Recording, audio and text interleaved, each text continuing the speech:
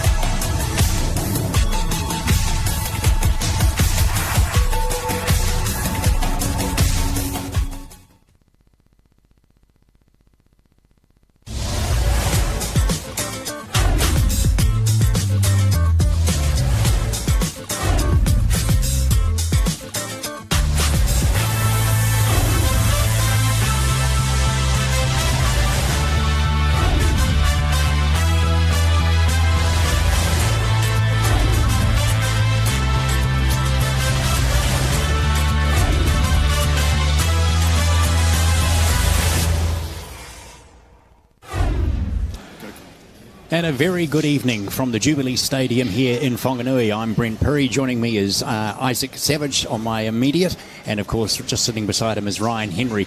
Welcome into what is the 2021 Nationals Amateur Boxing Championships, as I say, here in Wanganui.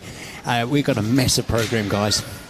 absolutely massive. Hey, what an afternoon, but what a night we've got. 9 showstopper fights this afternoon. We saw some champs, but we're going to see even more this afternoon, or this evening. Absolutely. Speaking of which, let's put the list up of the 9 bouts that you're going to be seeing here tonight on Sky Sport Next and Sky Sport on 3.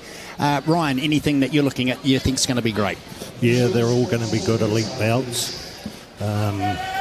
A few in there that have been at the Commonwealth Games camp and a few that were in the Thailand trip. All right, so we're not going to hang around. We're going to get straight into it. I tell you what, Isaac, I'm excited about it. So we'll head down to our ringside announcer. It's Danny Jonas.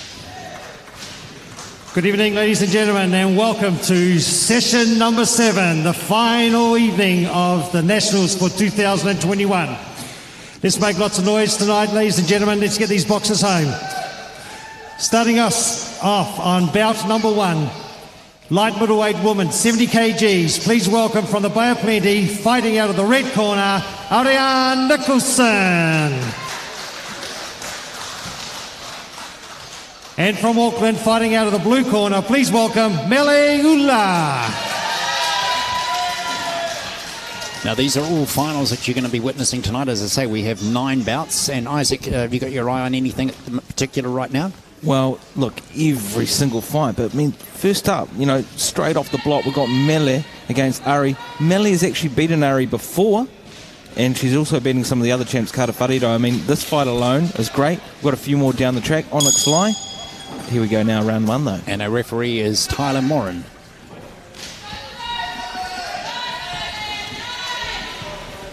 Got another southpaw there in the blue. Ariane Nicholson, of course, out of the Bay of Plenty. Her coach and trainer is Chris Walker. And Mele Ula is from Auckland, as we said. She's out of the Art of Boxing. And the coach we just know is Jen. Both coming in at 69 kilograms. And looking very fit, looking strong as they come in. This is a great final to start off the evening here tonight. As we were talking about earlier, Ryan, Ari is, a formidable fighter, boxer, but Mele is actually, she's upset the spoils with not only Ari, but Kara as well. She's one to watch. Yeah, and we always said about the southpaws being a bit trickier. You have to work them out pretty early on.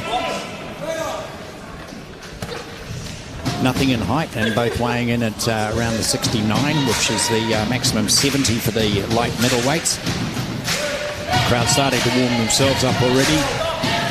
Saw Ari actually fight in Auckland against a MMA fighter, Gina Fabian, who fights in the PFL in the United States. Good bout that was. Ari sort of floats between pro and amateur. Yeah. Coming back here for the amateur champs this evening. But no stranger to danger. She mixes up some of the best in New Zealand. And saying that, Mele's beaten some of the best here in New Zealand. So let's see how this goes down in 3-3.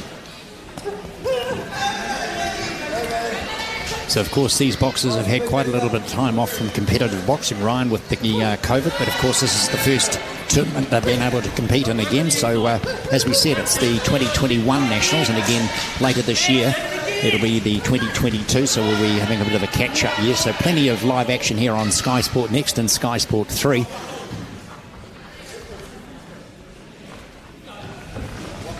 Are we just walking forward now? Yeah. Nice left jab, strong shots. But the southpaw, Mele, she's aggressive. She's bringing it forward. You can see why she can upset the spoils with that style. She's never taking really a back foot and looking very comfortable in there against the powerful Ari. Yeah, there was a little wry smile popped out.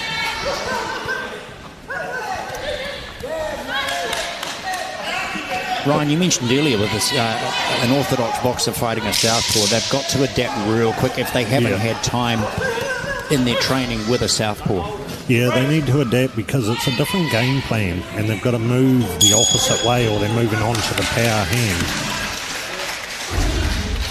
And you can fall into the trap of moving like you're fighting an orthodox because you do it 10 times more.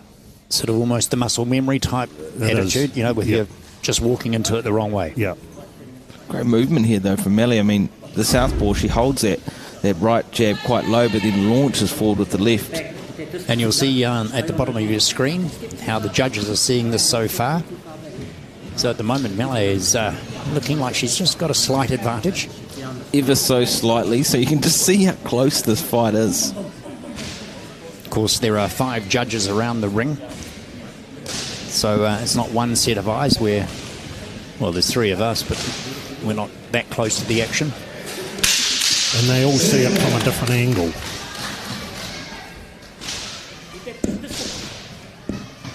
Big shout out to those who've been organising this here in Wanganui. They've done an excellent job. The venue is outstandingly presented. And I think the crowd that have been coming in over the last 2.5 odd days have been really enjoying some great amateur boxing.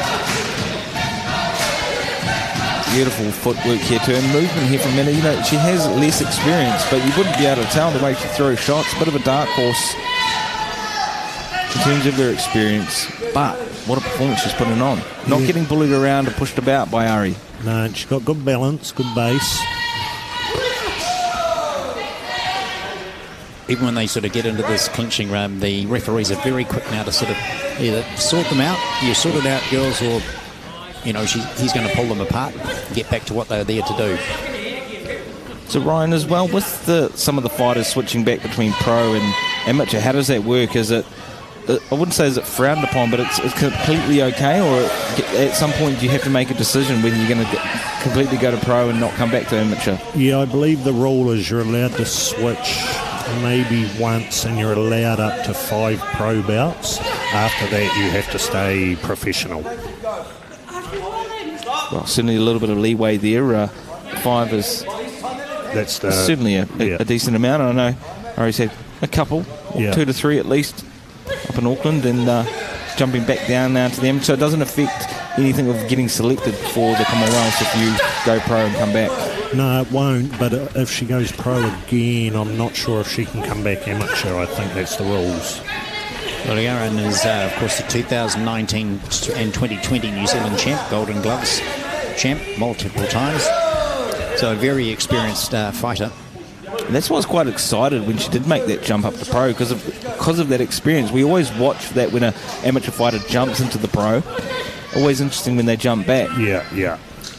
Well, of course, you train for longer rounds. You train a bit differently. So, like you were saying earlier with the amateurs, it's about punches and bunches and getting them all done within 3 rounds. Well, you could almost see it too with Holly McMath and Troy Gart, and they've gone into the pro fights, and it certainly shows. You know, the way they fight it almost changes. You know, obviously that leap from amateur to pro, it's not as active. There's more grappling. It's the hurt game. Yeah. Speaking of hurt game, this is a great fight to open up the evening tonight. I mean, 9 bouts in total, and what a way to crack off the card with Mele there in the blue and Ariane there in the red. They fought before, with Mele coming away victorious. Yeah. Let's see if Ari can win one back. Good wee trade there.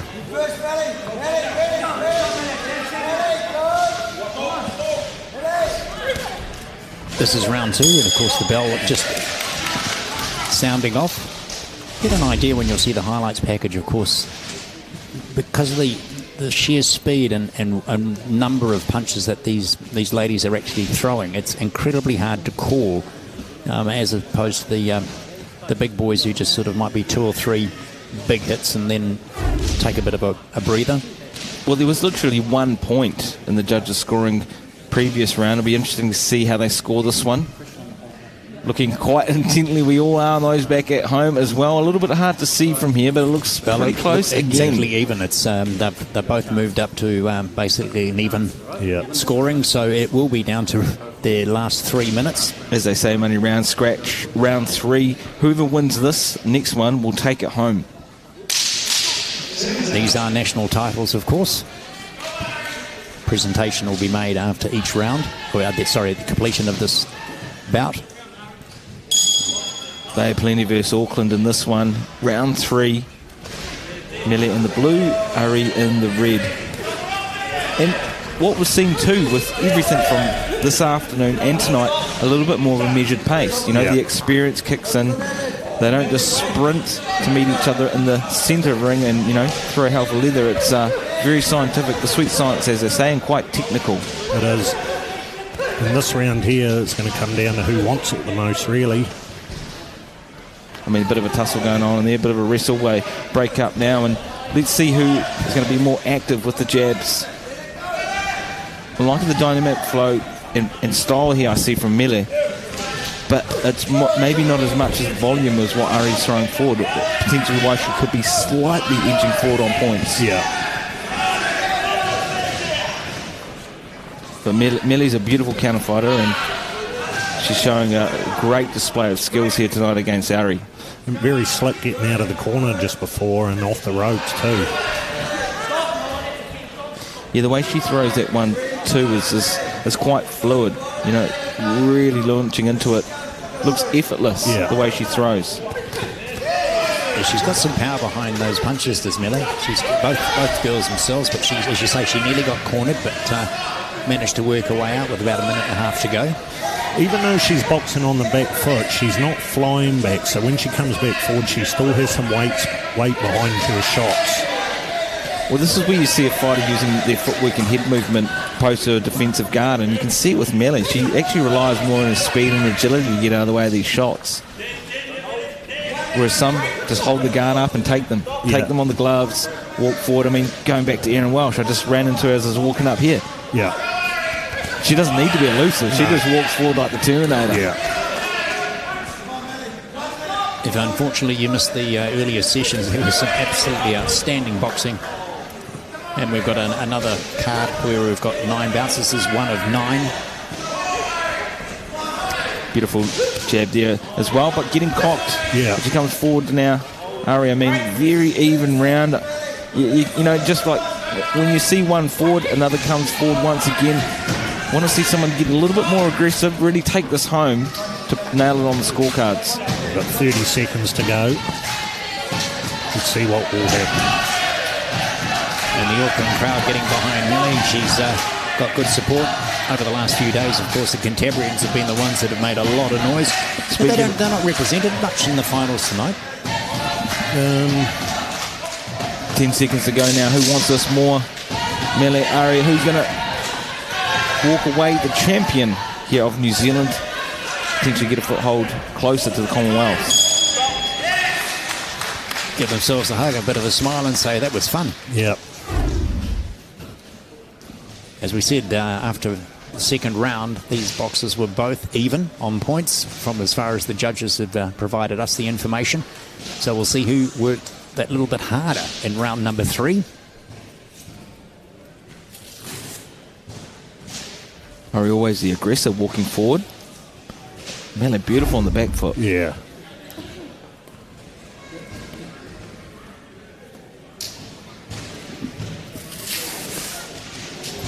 So as I say, we have a couple of the bouts that I'm looking forward to is bout number 5, which is Colton Seymour Moore, Amelia Richardson. I'm looking forward to that. That's in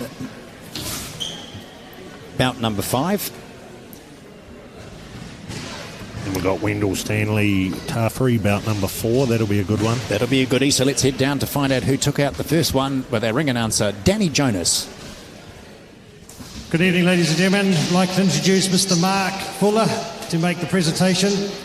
This is like a self-bio from you, Mark. Head coach of the Canterbury boxing team, an international man of mystery, an all-round good guy, born under a shining star, and a boxing New Zealand selector. Welcome, Mark.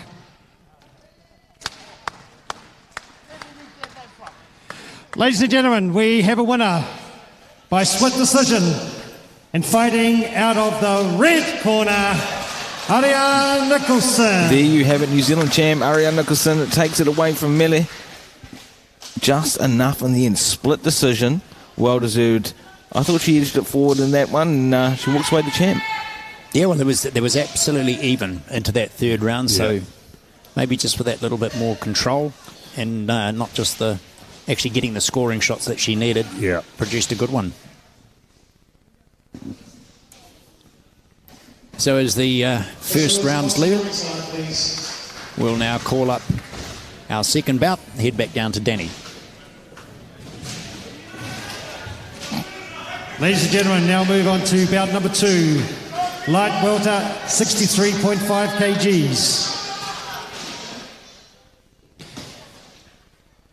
And introducing first, fighting out of the red corner from Hawke's Bay, Fly-la-unga-unga. And fighting out of the blue corner from Auckland, Kiva Potato. Both these young boys coming in at 63.5.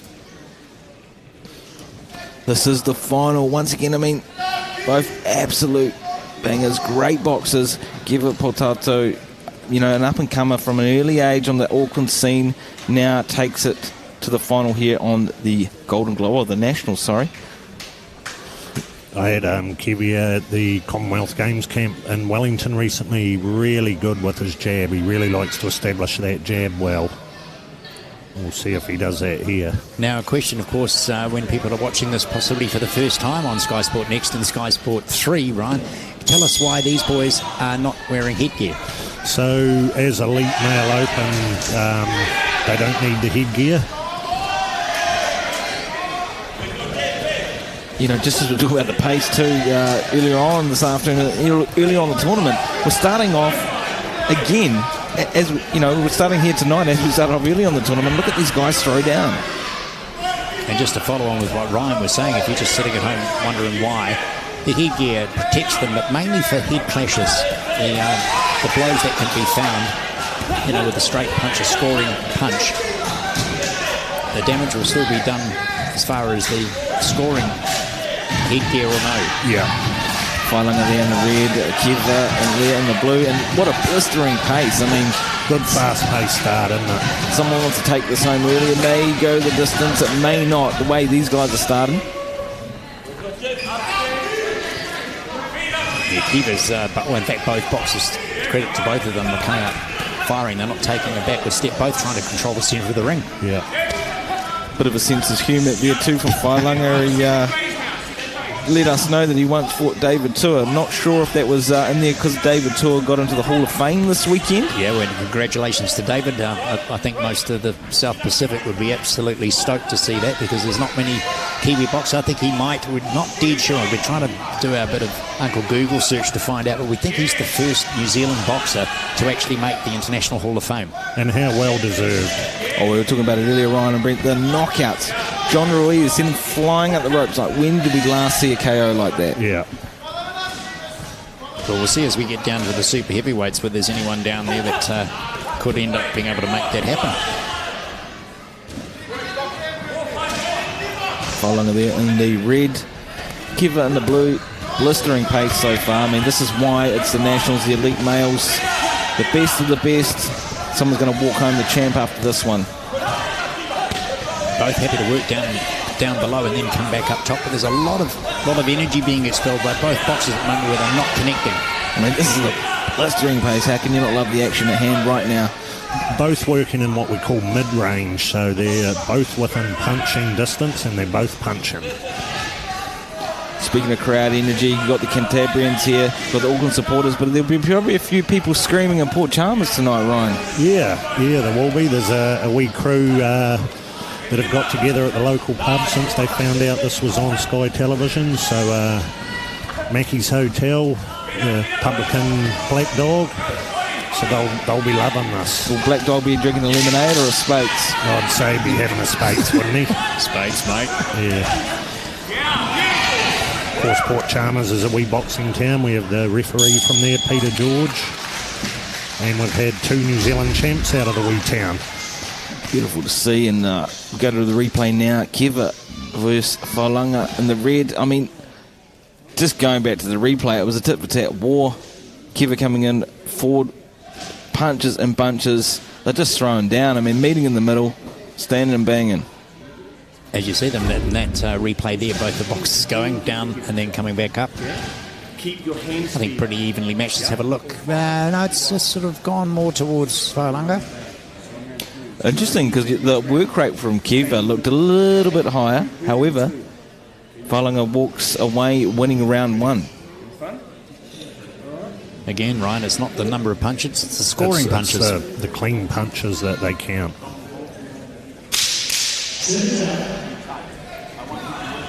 Falunga up and ready to rock.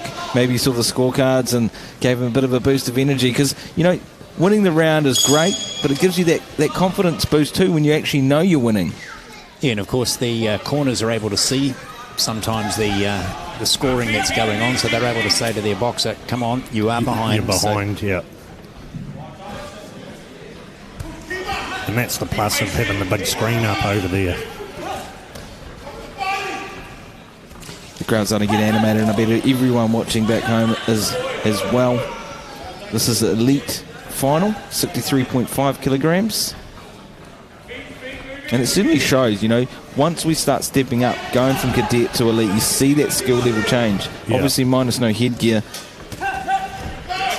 Yeah, well, our next belt was a welter, then we go light middle, then light heavy, cruiser, which is a new division this year, heavy, and then super heavy. So we have some absolutely stunning boxing yet to come here on Sky Sport Next and Sky Sport 3.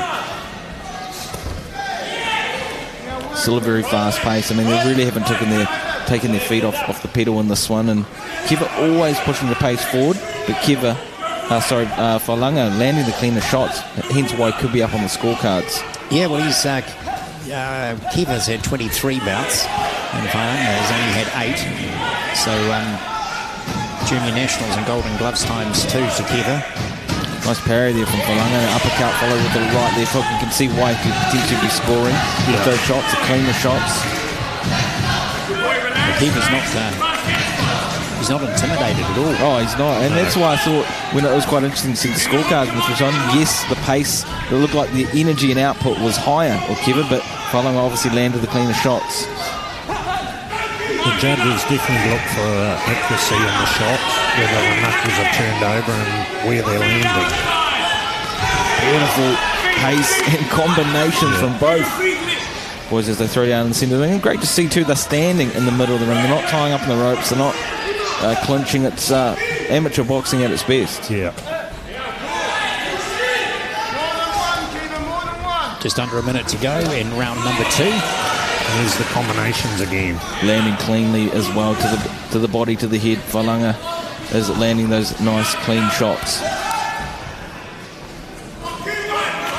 Bit of a tussle too. And we're not seeing too many uppercuts, body shots in that grapple. Unlike in a few fights earlier, we saw Troy Garden against one of the fighters earlier, and she was unloading when they got onto the grapple. Yeah. Kiva trying to get out of that now. He doesn't want to tussle, just wants to throw down. He just comes forward. I mean, the work rate of Kiva is much higher than Falunga in this fight.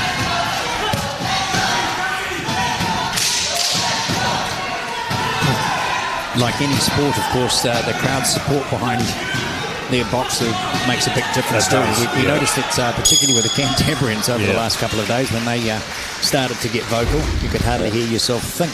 Watching this round, I really think it's one apiece now. I mean, I'll be very surprised if it's in favour of Red again. Yes, he landed some clean shots. Just the work rate of Kiva was edged forward slightly, landing a couple of shots there from Falunga. Let's see the scorecards. Just missing with that uppercut. But the clean shots, they're coming through. Yeah. Even though Kiva's got a high work rate, Falunga's really landing those shots. If that uppercut had connected, he probably would have been airborne. Yeah, no, he's... Falunga's... Yeah, he's just ahead by a couple. Yeah. Quick math. It's pretty close. I mean, Kiva's really going to have to push the pace. And really good display too of those clean shots landing. Yeah. Good when we saw the replay. I mean, for us watching it then and there, but when we slowed it down, we could see Falunga landing those shots.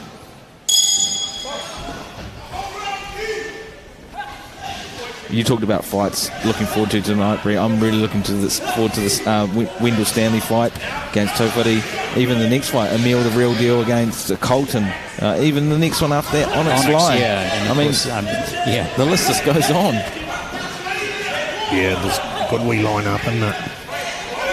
Oh, it's outstanding. Let's not forget too, Wendell Stanley fought Chad Milnes a year ago at the Nationals. Really good fight. Chad Milnes on 100 fights. Really took it to him, but Wendell showed him what it was about. took it away. It was a really good bout. And these boxers have had pretty much a year and a bit where they've been struggling to find opponents because of the COVID situation, training in Dad's garage or a mate's place. So they've had limited time actually in the ring fighting. And as you say, a punching bag's one thing because it doesn't hit you back. Kiva certainly hits back. I mean, the blistering pace. If this was a water-on work rate, he'd be up tenfold. Yeah, I think he's also been told by his corner he might be a little behind. So this is it, mate. All right, you've got 3 minutes, Malik. Yeah, he's pushing it. He certainly is. I'm seeing a bit more of a dynamic, fluid pace with that headgear. Good to see as well. We might see a few more fights this evening without it. Yeah. Does make a difference. However, you've just got to watch those head clashes. Yeah, especially there in the clinch.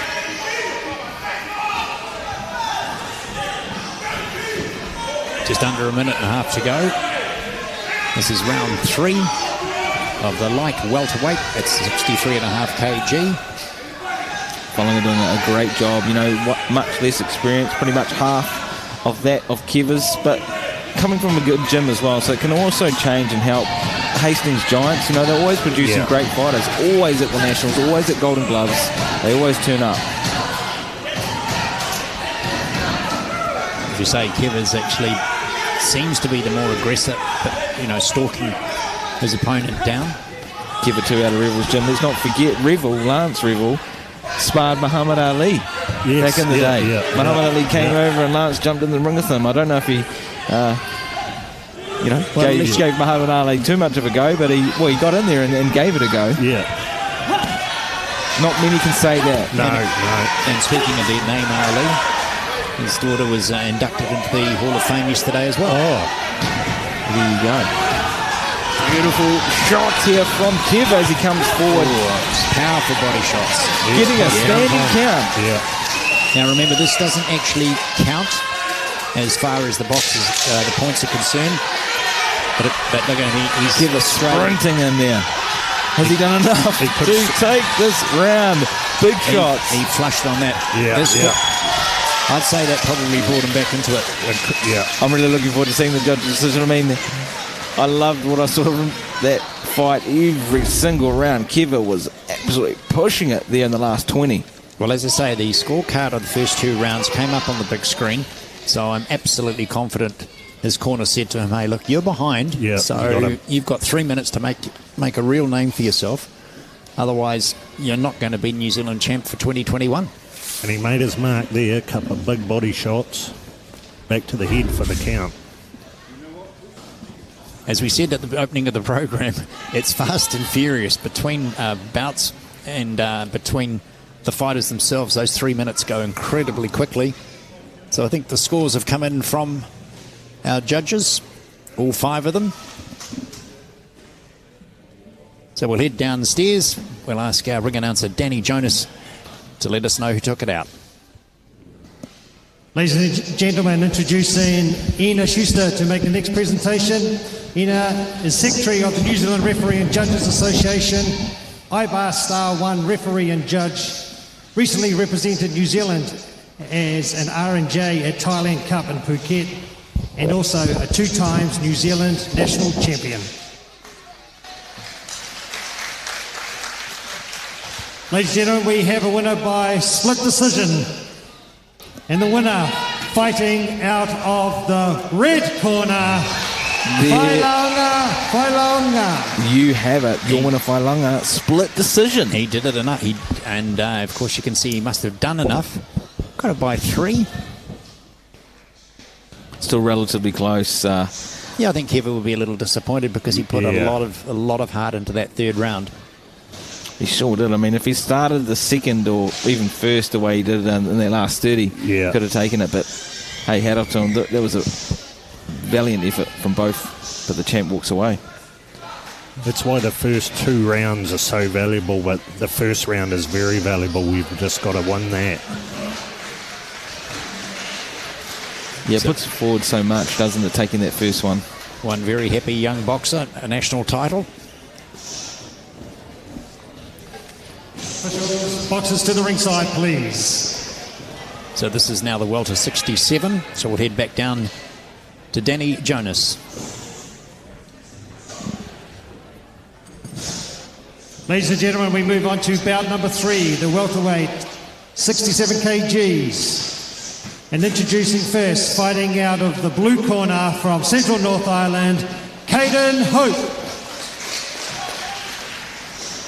And Caden's opponent from Taranaki, fighting out of the red corner, please welcome Ryan Nolan.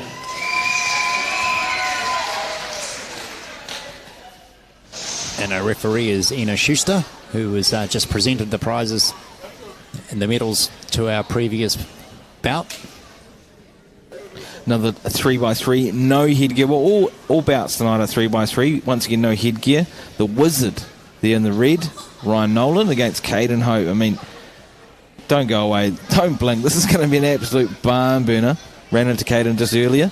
He looked ready to go. Yep. He looked ready to fly into the ring about an hour ago. He boxed really well in Porirua. He's had 27 bouts, 22 wins. And it's evenly matched, actually. Ryan Nolan, 21. Also had a golden gloves. Caden's had a golden gloves as well in 2021. Nice strong start there from Caden. Yeah, well, he's stepped up in weight too. I mean, he's climbed a little bit from previously in 64, so he's had his mum probably feeding him up a little bit more. The Wizard, though, you know, he's living up to that name. He's quite evasive and getting out of the way of these shots. Beautiful left movement, footwork there from the Wizard. Something to do with the haircut, you think? Potentially. Both starting off just feeling each other out, working the jab well. Like I want to see here too from Ryan. He steps left with that hook, check hook, switches the stance again, throws that right. Nice guard. Yeah. Yeah, Ryan's been able to step away from that left hand as it comes over. If I'm saying that, he just gets himself tripped a little bit. Yeah, Caden's got that walk forward style that we saw from Aaron Welch earlier. You know, he's hunting, he's stalking his prey, whereas the Wizard of Oz is sort of moving about. Footwork, check left hook again. I mean, I wouldn't mind seeing the Wizard meet him front on as well to see how it goes. He's evading that hook well with his hand high as he moves off to the left. Sort of sways out of the way of it. Doing a great job. Oh, look at that. Switch stance and then through a punch from nowhere. And this is what they call him, the Wizard. Ryan Nolan there in the red. I mean, he'll switch stance and then throw a punch from the other side, which will make it confusing for Caden Hope. Both orthodox fighters as well. So for a change too, we've got an ortho bout and no headgear. 3-3s for the title. And Caden out of the Whanganui Boxing Club. And Ryan from the Naki. Yep, he's trained under Jake Rapira. Got a big gym in Taranaki there. Probably one of the bigger gyms out there in the Naki. Yeah.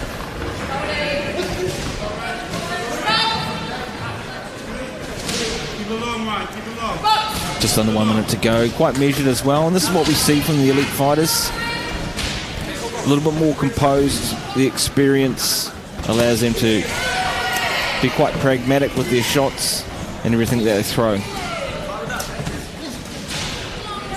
Well, they know not to blow themselves out, but they've still got to have a high work rate and they've still got to win the first round. Speaking of blowouts, the shots that Nolan lands are just so sneaky and evasive. Yes, Caden Hope's the aggressor, but the shots that Ryan lands is they just come out of nowhere. Yeah.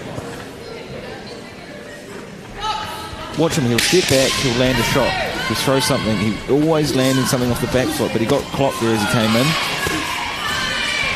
Could pay off. I was going to say there's a couple of good scores, a bit of redness appearing on both these boys. The work rate was brilliant in round number 1. Something's got to give at some point. I mean, will aggression take over, or will these shots and evasiveness from the Wizard, Ryan Nolan, eventually take it home? Nice wee overhand right there, did you see that? It was nice, well-placed shots. But then Caden gets a few of his own. Yeah. Just a bit of a trip. Beautiful stylistic matchup. You know, we're seeing a counter-puncher versus pure aggression. What's going to pay off in the end? What's going to pay the most dividends, the aggression or the counter Be an interesting second round, but I see Ryan just sneaking ahead there on the cards. Just those clean shots. Yeah, just 1 point in it. Good call too before Ryan. I mean, I wonder how the judges, or sorry, the trainers in the corner are actually looking at that, and if they're actually telling the fighter, you're up, you're down. Yeah. I think even if you're up, you'd tell them they were down, wouldn't you? Just to push it a little bit. You don't want them getting complacent. No, that's true. And the Wizard coming forward now. Looks like he's sort of changing the style a bit, but still relatively elusive as he walks back. Caden just aren't him. Yeah, both boys are using their jab really well. He's just getting himself tied up in the ropes. He'll try and get out of there real quick. Watch those head as well. I mean, that's why the headgear is good. Yeah. At times when they get into a tussle like that, it just stops any of those head clashes. Or cuts, as they say, because they're still going to clash heads with the headgear on, but it just avoids those cuts. And Ryan's still landing, isn't he? Oh, look, beautiful movement here from Ryan. I mean, he steps one way, the other switch hits. Beautiful upper. Yeah. Look at him, he's on the back foot, but he's still landing shots. Beautiful guard too, he always brings that guard back so he doesn't get hit. Yeah, the Wizard's been hitting in the last couple of seconds. He's been getting it. Caden's been able to sneak a few through there. Well, Caden's trying to trap him on the ropes and take that movement away, because it's the movement that's given him so much trouble. So see how he's backed him on the ropes? He wants to keep him there. The Wizard never really resetting. He just sort of steps back and throws, throws. Most boxers at times reset then throw another combo. He doesn't give you that chance. No. And he landed there. He's got quite a good wee diagonal step he'll add in there. See, beautiful upper there, and he launched into it. He just sprungboard into that upper. Just missing though.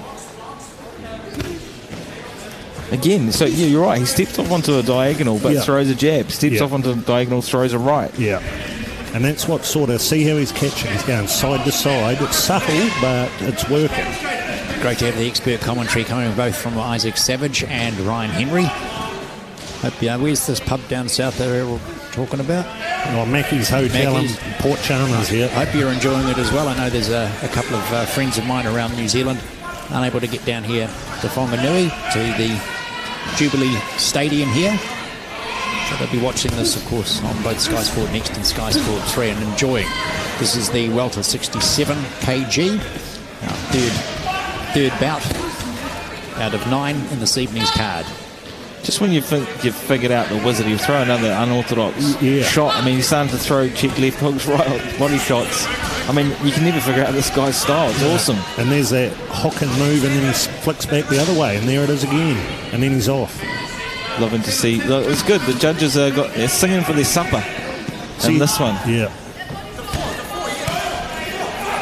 Nice jab again from the Wizard. Caden Humphrey. He can't take anything away of the aggression. The velocity which he throws shots and really wants to just finish. You can tell that he doesn't want to be there too long, but the Wizard just keeps getting out the way. Yeah. So look at those angles. Caden Hope looking a little bit worse for wear, a little bit exhausted as he walked back to the corner, and rightly so. The Wizard just making it really tricky for him here tonight. Big shot there from Caden. Yeah. Well, Caden's still landing.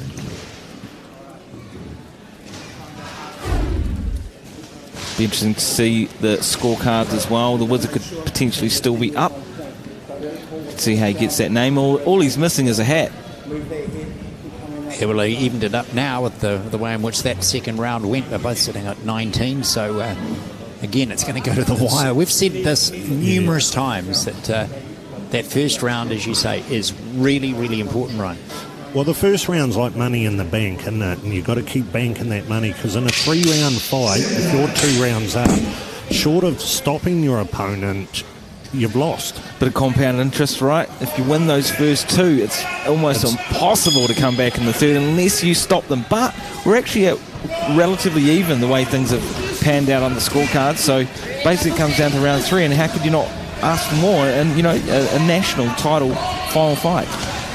And with the coverage we're able to provide with our production team, you felt like you were in the ring with them a few seconds ago when the camera moved right in on it, especially when they get up close to the ropes on this camera angle here. Well, the great thing about the replays is that it allows you to, if you think it's at one-sided, you get to see a bit of both. So, you know, in that round 2, we really saw some of the shots that Caden was landing that has evened up the round or the fight.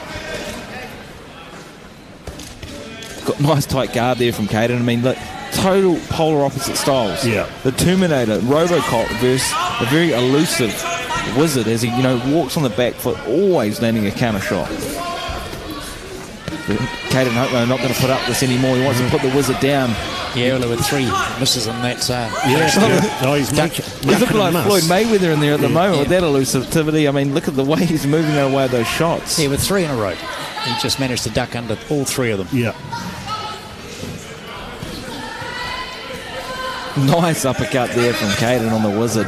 Playing him at his own game now. A few sneaky shots of his own. Another left hook. Is Caden doing enough to edge forward on the scorecards? Well, I think, as you said, I think both corners would have had a look.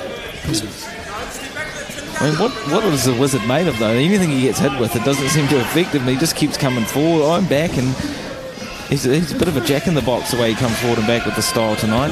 He is starting to tire now, though, because that style you use in energy from start to finish. The angles, the cutting side to side, the throwing. Caden able to connect with a nice little uppercut as he hit him on the ropes. And eventually wears you down, that aggressive style, Ryan. Someone coming forward, walking forward, never, stopping on the gas. I mean, it's unrelenting, the style and pressure that Caden puts on. And that's how he described himself as well. You know, front foot fighter, always puts on the pressure, and he's certainly living up to his style here tonight. And that's where he wants Ryan on those ropes there, would take that movement away from him. Yeah, beautiful. He's starting to figure out the puzzle here of the Wizard. He just started throwing hooks, and Ryan couldn't really, whatever way he moved, he caught him with. But the Wizard's coming back again now.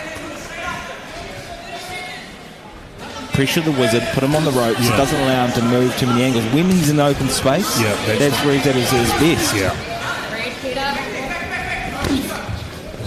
But, you know, sometimes you start figuring these things out in the last 30, the last minute of the round. Well, it is a game of chess, but it's also a game of fitness. And if you start to fizzle when you're on the back foot, you are going to get hunted down to the ropes. Look at this display here now. Both thrown down. We want another round of this. I mean, we want to see more. I want to see these guys throw got a little bit more gas in the tank. Now, I think, Caden, sometimes you can get a little bit frustrated.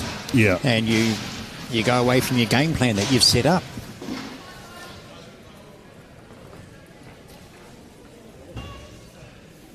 We've said it a couple of times. It's when you get this slow motion replays, you really see how many punches are actually thrown in the course of that 3 minutes. And how hard they're hitting. Oh, absolutely. Yeah. We wait in anticipation now to see who is crowned the New Zealand champ. So this is for 2011 national champs. We're going to have another one of these again later in the year. So let's head down to our ring announcer, Danny Jonas, for the results. Ladies and gentlemen, please call to the ringside Mr. Barry Galbraith to make the presentation. Barry was 6 times New Zealand Welterweight champion, past Jamison belt holder, and represented New Zealand internationally for over 10 years. Ladies and gentlemen, we do have a winner by split decision. Fighting out of the red corner, Ryan Nolan. Well, there you have it. The Wizard takes it home, and rightly so. I mean, it was a close bout, and he did enough on the judges' scorecards to take it home and remain, or stay, New Zealand champ. Just a point, isn't it? Well, they say styles make fights, and what a display he was, wasn't he? Well, I love to see. I can't wait to see the Wizard again. I mean, certainly living up to that name, and well done, champ. So we're going to head to the light middleweight. This is 71 kg. So again, we'll head back down to Danny Jonas, who's doing a wonderful job as our ring announcer, to call in the next 2 fighters. Ladies and gentlemen, we move on to bout number 4, light middleweight, 71 kgs, 3 3-minute rounds. Introducing first, fighting from Shamrock out of the blue corner, please welcome Kapere Tohirere Hallett. And from Auckland, fighting out of the red corner, please welcome Wendell Stanley.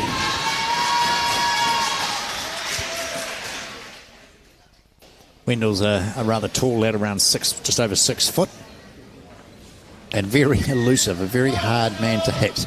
If you are tuning in from home, don't you dare go away. I don't care if the chook's in the oven, the popcorn's popping. You just stay seated, because this is going to be an absolute firework display. You'd agree on that one, Ryan? Yeah, well, Wendell's fresh back from Thailand, and we've got Tafri, who's just come from the Commonwealth Games camp. Very, very slick fighters. Gotta love these nicknames too. The Beast from the east, Wendell Stanley, and the Gizzy Stallion, Tafri. Yes. That's the first time I've heard that one, the Gizzy Stallion, there in the blue. Stylistic matchup as well. Both so sharp. Both great boxers from great gyms, good pedigree. This is really going to be a technical boxing display. Well, both had exactly 48 bouts in total, so you watch Wendell, his arms, well, they've both got incredible speed, but Wendell, I don't know whether it's just because of the height, he just seems to look fast. It's really hard to call, because I've seen these boys fight a few times. Wendell's so strong, he's great at wearing anyone down, but Tafari's so quick as well. I mean, it's a very evenly matched up fight. I can't see this going either way at this stage until we go to the latter rounds. They've both got very fast hand speed, and you'll see that when they jab. But they're actually perfectly matched, you know, similar height, similar builds, similar amount of fights. The only thing really different is the gyms are out of Rebels and Mayhem.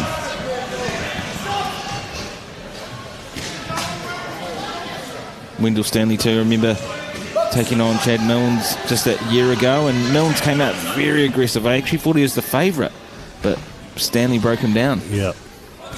And very good fighter, Chad Milnes. Oh, awesome. It was great to see him back in there and cracking that 100. Yeah, over 100 amateur bouts. Young Tafari has asked if we'd make a special shout out to his mum, raising for the next world champion. There you go. And look, if he beats Wendell Stanley here tonight, who has been on the scene just as long, he's #1 ranked. He will be on the way to be that world champ. Yeah, he's had 2 Golden Glove New Zealand championships, an Auckland championship, and a Golden Gloves North Island a number of times actually. As Wendell. Oh, beautiful movement there too. Just got out the way of that shot. Just turned his head. Didn't even really move his body. Just turned his head to get out the way. And that's what you can do if you can get your range right, your distance. See it? Just a slight movement. Slight movement to the right. And so elusive. And this is something different from Wendell. I mean, he obviously has been tested, but Tafari is a really good challenge for him tonight.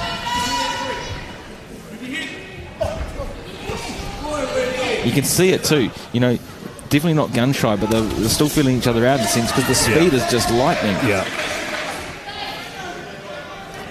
I love the way these boxers are able to box, and the referees are really just doing a tiny amount of work, just watching for it. They're letting the boxers sort it out themselves, and I think that's great.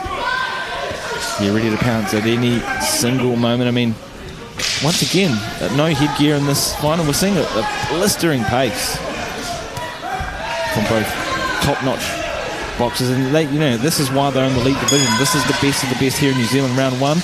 I cannot wait to see the scorecards. And that's why the referee didn't separate them in that clinch, because he let them work it out themselves, and they weren't in there long till they broke out. Hard one to call. Once again, the judges have got their work cut out for them in this bout. Terry there too in the corner. Don't forget, he trained Giovanna, Holly McMath, Troy Garton, trainer of champs. Terry there out of Shamrock, Mayhem Boxing. Wendell's got it by 1 at the moment. Very, very close indeed. And you saw his coach just look up at the scorecards. What's he telling him though, Ryan? And Brent, what do you reckon? He's still saying he's down? Yeah, I would be. Yeah.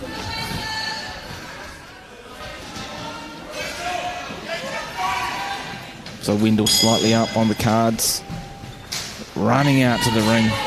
Winning Tofari there. very evenly matched fight, one for the purists. I mean, we're seeing boxing in its most brilliance in this bout tonight. One of the most highly anticipated fights.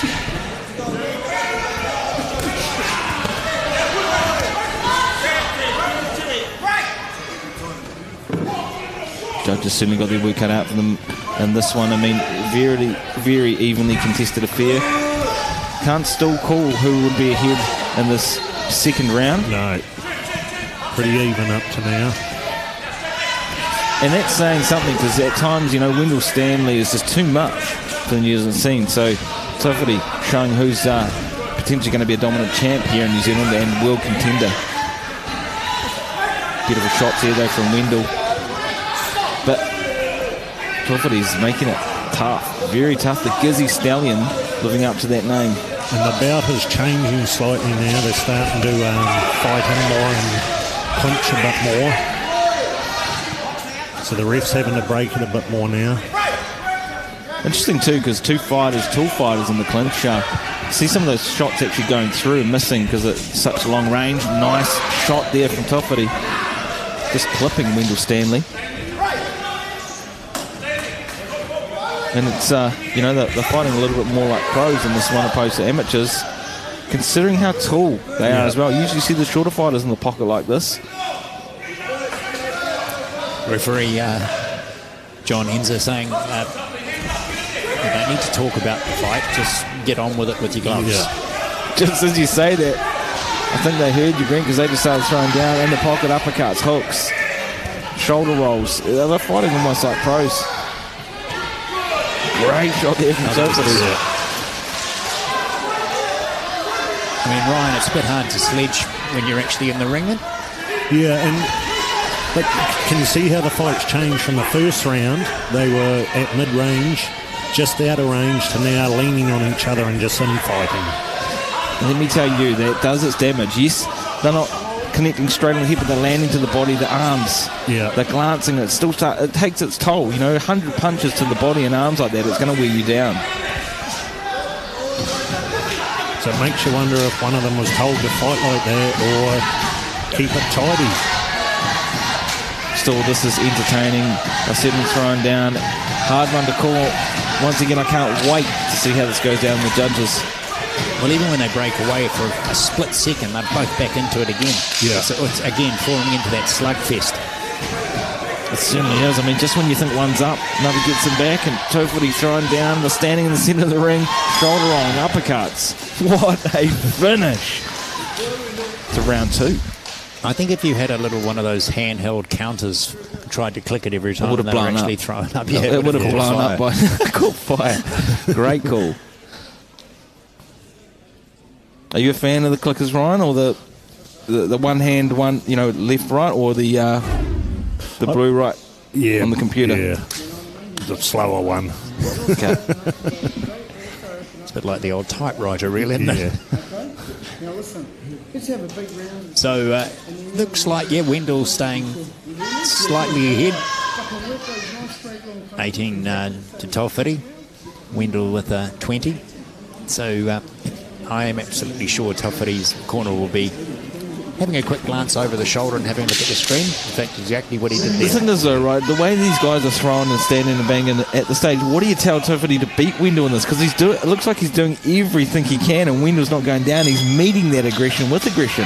What do you do? Well, stay at distance. Yeah, because he's a boxer. Tofiti's a boxer, so he needs to stay in box where he is now and then just pick up the work rate. He's got one round left, and short of stopping Wendell, he's not going to win it, is he? Because he's 2 rounds down. But look at Wendell, no matter what Tofiti does, he just comes forward. I mean, I've never seen anyone put Wendell down, and I hope that maybe Tofiti can do that tonight. But what's this man made of? He's a machine. Yeah.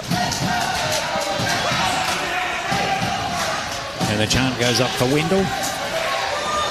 That's what I'm sure that Tofiti's support crew around it be making a similar noise shortly.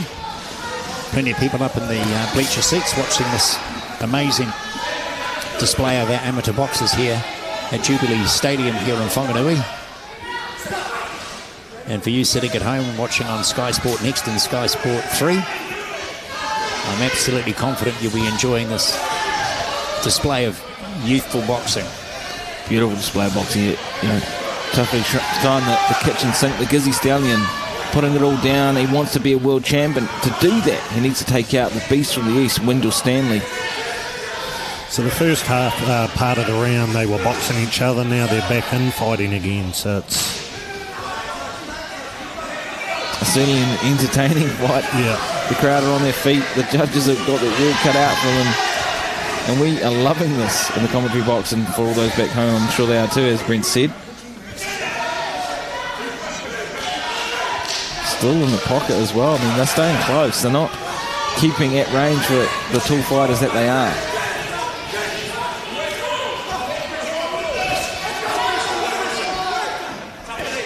Uppercuts now from both boys. They're just thrown down quite even again, even though this is round 3. I'd say it's even a piece in terms of this round, but Wendell could still be slightly ahead, obviously. Yeah. And it doesn't matter how fit you are, and these boys aren't slowing down, but fatigue will still be setting in there. Yeah, Wendell connected nicely with that uppercut.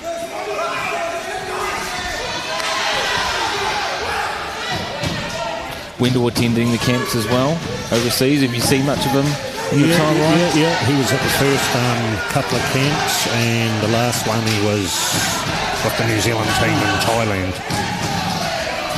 I think Wendell's done enough of that. Just around 20 seconds to go. He's connected very, very well. And mouthguard came out then, was it? Looks like it, yep.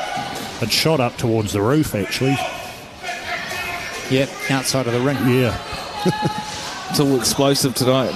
You know, mouthguards on the roof. Clackers catching fire. I'd like to see that on the replay, actually, the mouthguard come out. Wendell Stanley just showing who is a dominating force in this division in New Zealand. Yeah, I'd say that Wendell has done an absolute blinder of a job in round 3, because they have been, as you say, standing a lot closer. The Gizzy Stallion, though, never taking a back foot. No. Certainly made him work for it tonight. Wendell Stanley, though, what a performance. We'll just hope our team manages to get that last shot. We might see the mouthguard heading to the rafters. I think it's here. It's up with us, is it? It's like when they hit a 6 in cricket. Who's going to catch it?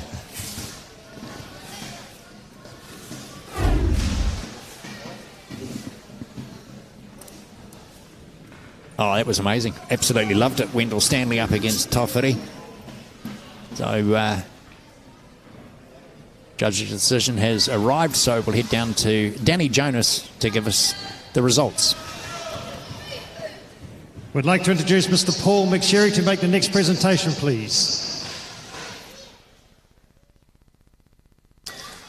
While Paul makes his way to the ring, he has been part of boxing in New Zealand for 50 years, 4 times junior national champion, which included 89 wins in a row, a national record, member of the New Zealand Referee and Judges Association, and Boxing New Zealand Conveyor of Selectors.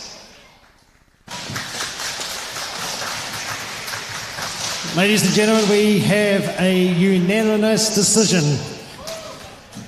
And fighting out of the red corner, Wendell Stanley. Wow, there you have it. Wendell Stanley, the beast from the east, takes it home. Well deserved. Your New Zealand champion here tonight, Wendell Stanley. They boxed very, very well. I mean, what's next for this guy? He's taking out a few titles now. I mean, he could be in quite hot contention for the Commonwealths. I was waiting for this to start coming up. If you weren't able to be with us for the afternoon session, my co-host Isaac Savage was doing his absolute best to get out of the national selector Ryan Henry, who's also commentating with us at the moment, who was going to be selected, and it hasn't worked, Isaac, and I don't think you're going to get it. So we get ready for our next bout. Let's head back down to Danny Jonas to call in the next 2 fighters.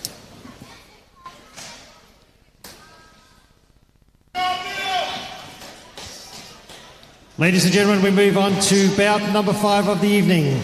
Middleweight, 75 kgs. Introducing first from Kirikiriroa, fighting out of the red corner, Colton Seymour Moore. And fighting out of the blue corner from Auckland, please welcome Emil Richardson.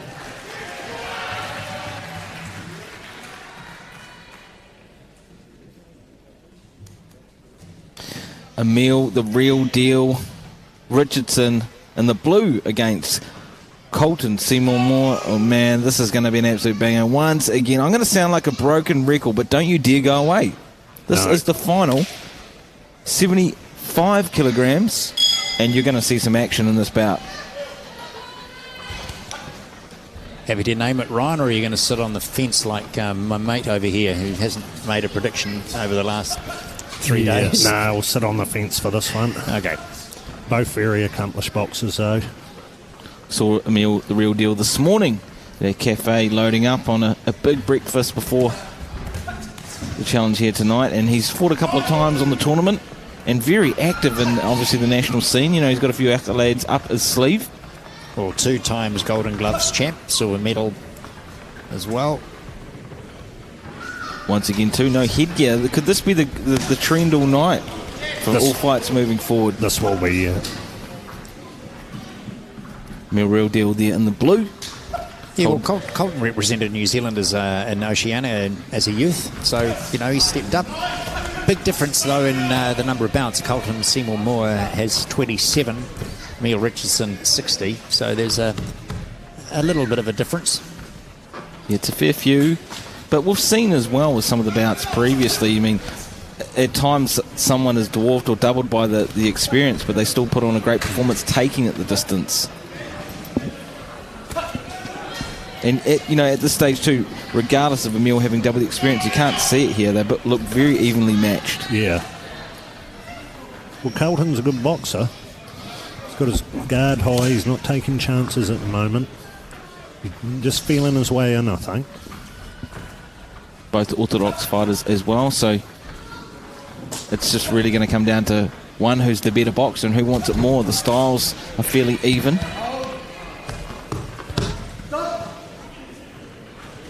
Paul McSherry too, he's one more the more vocal referees in there. Yeah. Likes to sort of get in and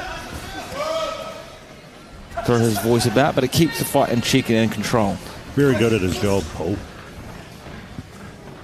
I mean, I've just forgotten the number of fights he had and never lost. 89 in a row. That'll be a hard record to beat. Yeah. So he's been in there a lot. Big shot there from the real deal, rocking the head back. And that's when you know a shot lands, you know, when the head flies back like that. That discombobulation, you know, rocking the cranium back there. That's a big word. Well, I had Did you discover the thesaurus or what? I had to, you know, stop moving away from the roller and start using some big words for the big boys here tonight.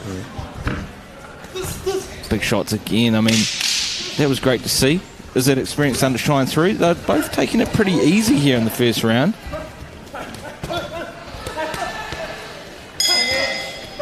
I think they heard me when I said that. They started peeping up the step there in the final seconds.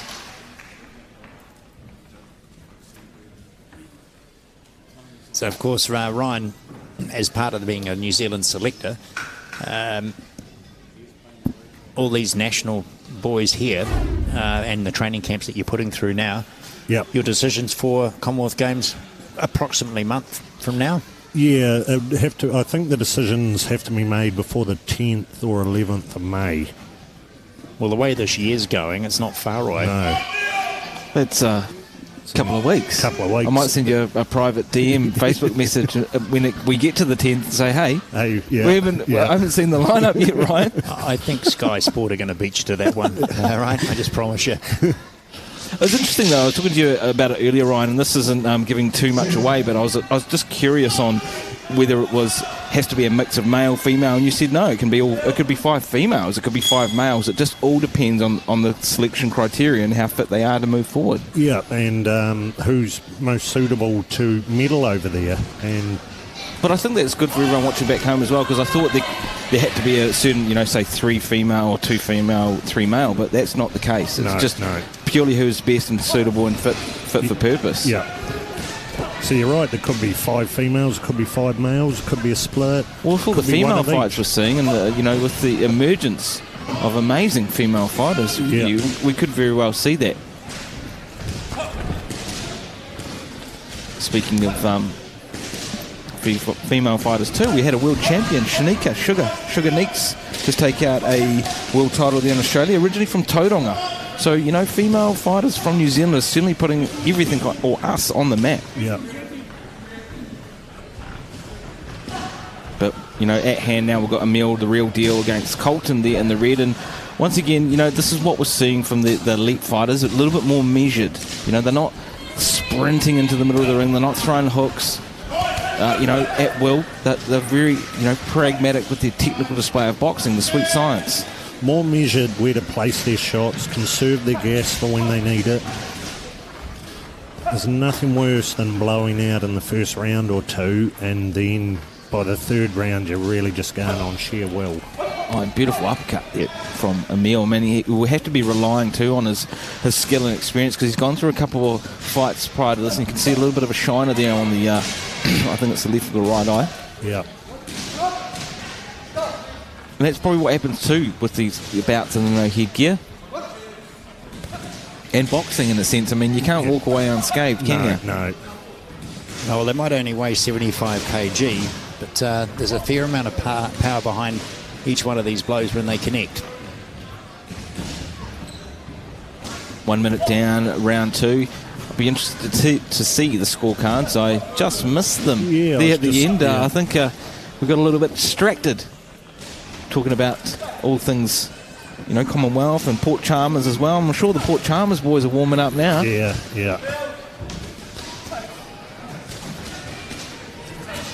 Might have to be changing the kegs down there for all those spates getting consumed.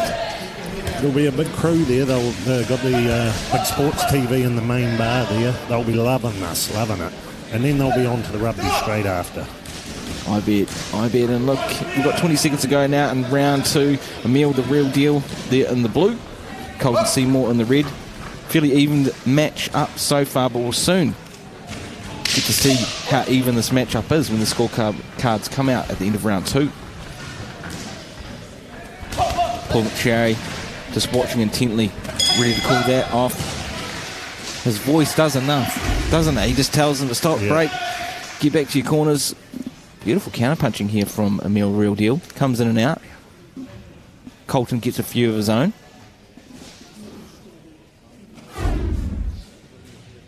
Pound of the crowd. There's Rex there. 70 New Zealand champs, trained. What a legend he is. I actually think it's more. I just said 70 because I know it's more than that, but I don't want to be under either. He might tell me off. No, you don't want to telling off from Rex. And there's that score. Speaking of telling off, so what can we see there of the scorecards? Slightly ahead there for Emil Real Deal. The experience could be shining through. You can see that too. It's still very, very close. But Emil would want to take this out too, considering he's had a couple of bouts in this tournament.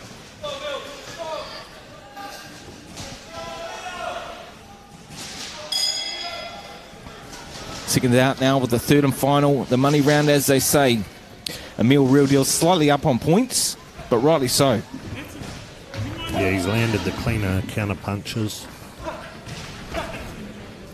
Colton Seymour, though, he's not making it easy for him, and he's probably making that shiner, that mouse on the left eye a little bit bigger. Yeah.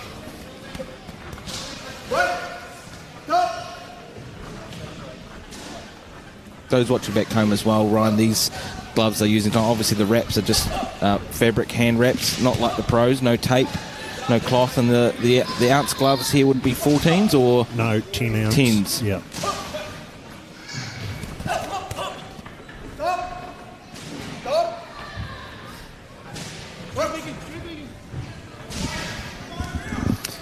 Here we go again. This is a great round, fairly close on the cards, but Emil Real Deal was up, living up to that name, the Real Deal. Certainly an experienced fighter, boxer, and putting it on display here tonight. Yeah, just under 2 minutes to go.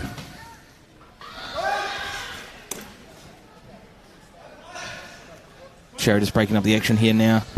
saying, keep it clean, get back to action.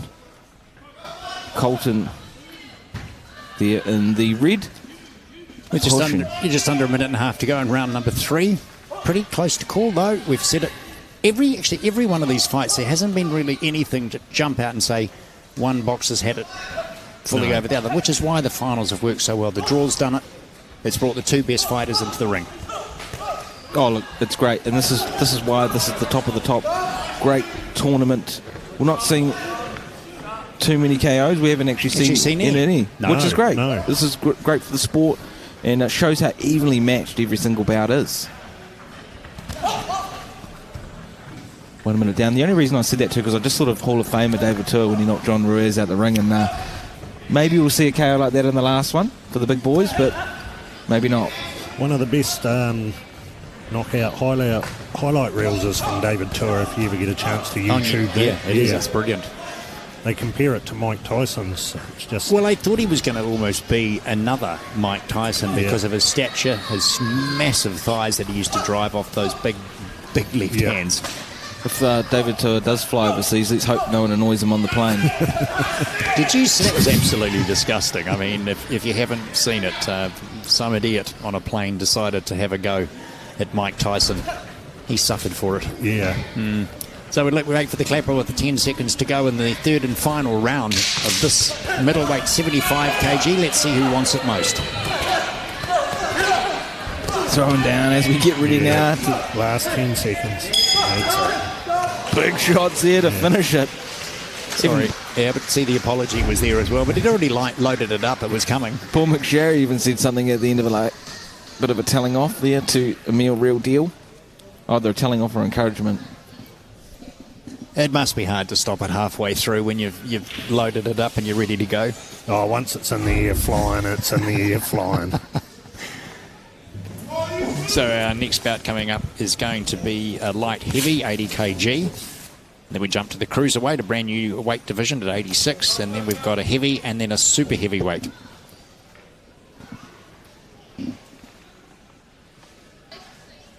So the judges have making their decision. We're just waiting to get the all clear that we can jump down to our ring announcer to announce it. So let's do that right now. Here's Danny Jonas.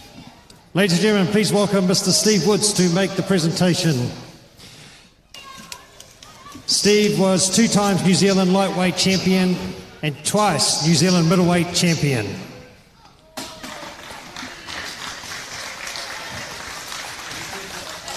And ladies and gentlemen, we do have a decision, a unanimous decision, and the winner and New Zealand champion fighting out of the blue corner, Emil Richardson. There you have it. Emil, the real deal, takes it home, proving why he is the champ and New Zealand champ here at the Amateur New Zealand Boxing Championships. Well, joining us actually now for the light heavy 80 kg is the president of Boxing New Zealand, Steve Hartley. Welcome back, Steve. Yeah, thanks, Brent. No, it's all good, mate. You enjoying it? Well, is the stress level starting to drop after the organisation that you've had to put in? It's been a long, very compact 2 days or 3 days, nearly 4 days of organising and sorting things out. But we're putting a real good package together, and I'm really pleased. Excellent. And of course, those that are sitting at home watching here on Sky Sport Next and Sky Sport 3, we've had a wonderful card. We're only up to bout number 8. We've got another at least 4 to go, 3 to 4 to go. And something that you want to talk about shortly once you get there, and you got something to do with this next boxer. Yes, one of them is my nephew, young Rennie Porter. He's up against it a little bit. Oh, well, it's all right. We'll find out as we head down to Danny Jonas to introduce our next 2 boxers. Ladies and gentlemen, we move on to bout number 6, light heavyweight, 80 kgs, 3 3-minute rounds. Introducing first from the Bay of Plenty and fighting out of the blue corner, please welcome Rennie Porter. And fighting out of the red corner from Manawatu, please welcome Onyx Lye. Now this is going to be a tricky one for you, Steve. Yeah. I mean, Onyx is one of our our team that we sent to Thailand, and hopefully to establish a bit of a argument for a Commonwealth Games selection. But you know what corner I'll be backing, mate. Rinnie's going to be up against it a little bit. He's nowhere near as experienced, but he's a tough little nut, and he'll give it all he's got. Yeah, well, Rinnie's had 12 bouts in total. Onyx has had 30 wins, 10 losses. So, as we've seen, we've seen it all weekend, guys, haven't we? That the underdog is not always the one that's missing out on the title. No, 100%. But I think it's a little bit torturous bringing in Steve for this one. Yeah, you're going to have to not cheer on your fighter in this bout. They're just saying they've got about chat. They're not going to cheer the fighter. Are you going to be okay with the old heart rate? I'm confident. I ran into Steve this morning before we got coffee, and he said he had very little sleep. There might have been a little bit of excitement. Yeah, we've got half a Taranaki boxer in there. I mean, I started Rennie a few years ago, and he's gone on to a very good coach with Chris Walker. So Onyx has had a lot of international experience, so he's really going to be up against it, but he will give it a shot. Don't worry about that. And he's got a very good coach in his corner with Chris Walker. He's looking good. His hands are high. He's just feeling out at the moment.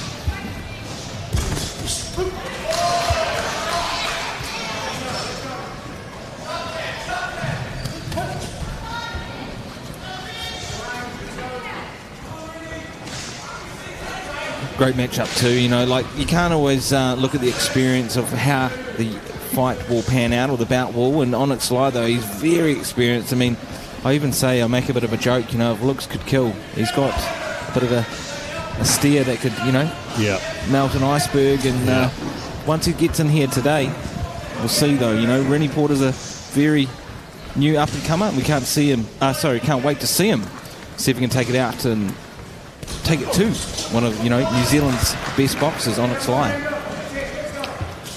He's keeping his distance here, just out of range. So Onyx has to work to come in and get him, and then he's counter-punching. Onyx too, training out of Meehan. He was originally in Auckland with Welsh boxing, and a little bit more patient as I'm used to seeing him. He usually starts quite wild and aggressive, potentially new training methods or a new style under Billy Meehan. Yeah, Billy's a very good coach. I think he'll respect, once he gets a crack or two on the chin from Rennie, he'll know that this boy's strong, and Onyx will be wise to it a little bit. The speed there too from Rennie. I mean, the way he deflected and moved out of the way of those shots, it was lightning. He's got cat-like sort of reflexes, eh? Yeah. And if we can package him, you know, work on him in the future, he could be a good boy. Onyx has just got a very slight advantage in height, but not much. Well, I'd say 3 or 4 inches. He's using that jab really nicely, Ryan. Yeah.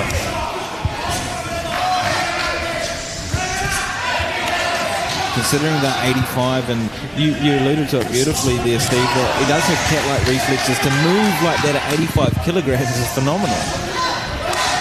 Yeah, and with a coach like Chris Walker working with him, he will get better and better. Yeah, great gym, great trainer, but he's up against it. He's got his work cut out for him against Onyx Lye with trainer Billy Meehan. Well, we've always had a standing joke every time, Steve, you and I are sitting together, you know, that will at least make some decision. It's going to be a tricky one for you, but we'll have a look at the scorecard as it comes after these highlights to see how the young fella is actually getting on with a much more experienced fighter with Onyx. But as you say, until you put boots on the ground and gloves in the face, you weren't really going to know. So, yeah, well, coming from Taranaki, you can see he's well ahead. It's called Specsavers, Steve.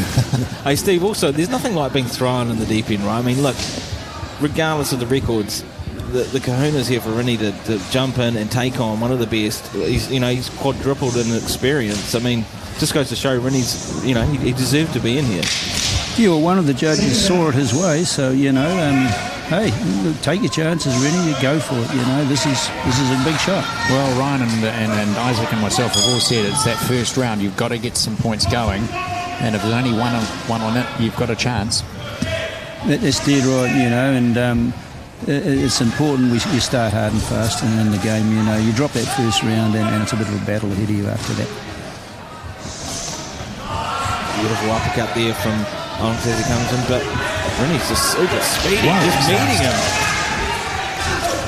This is amazing. Seeing these guys throw down in the middle. And recognised by the crowd too. I mean, considering that, like again, I'll say 85 kilograms, or 80, sorry, they're throwing down the speed. They're moving like middleweights, lightweights here.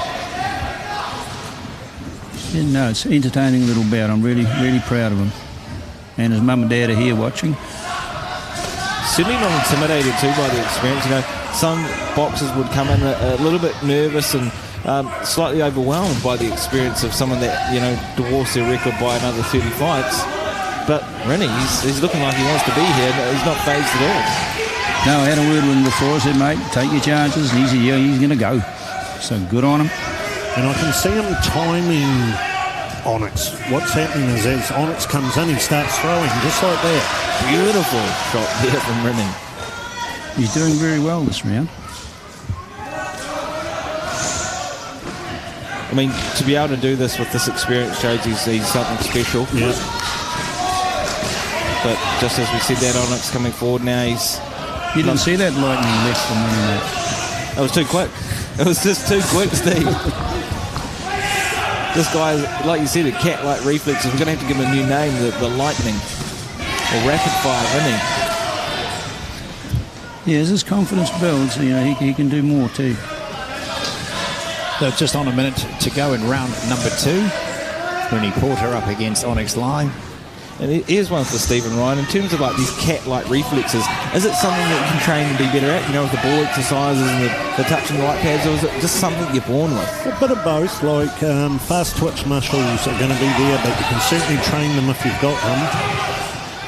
And as you train to get more skillful, your timing picks up, which then helps even more. And like I said, what he's doing is Onyx comes in to punch. He knows he can't just block and take it, so he punches in between, and it puts off Onyx's attack. So as soon as Onyx goes in, he starts punching to take that ability away. See what happens? He's doing very well, very well. He knows he's a little bit faster than Onyx, and he can dive in with that little counter punch, and he's getting a few in. Yep. So the 10-second clap is about to happen, as it just heard on our fixed mics.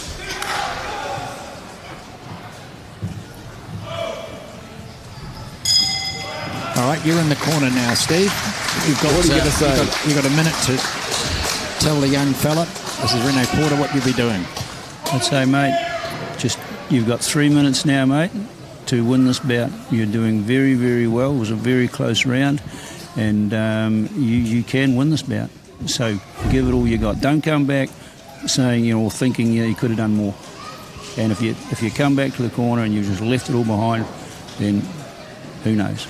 That's the G-rated version, isn't it, Steve? I mean, you'd be probably screaming a little bit louder. Yeah, we've got Onyx slightly ahead. But I'm sure his corner will be saying to him, okay, you know. Yeah, we've got a couple of even rounds there, 19-19, or even scores. So there's only a couple of points in it. Big round from Rennie, you know. Hopefully he's blowing the nerves out. And now he can just let it all go. He's got nothing to lose. And Onyx, of course, being an experienced boxer, he's got a lot to lose. So he's going to be aware of that. This will be a big round for both these boys.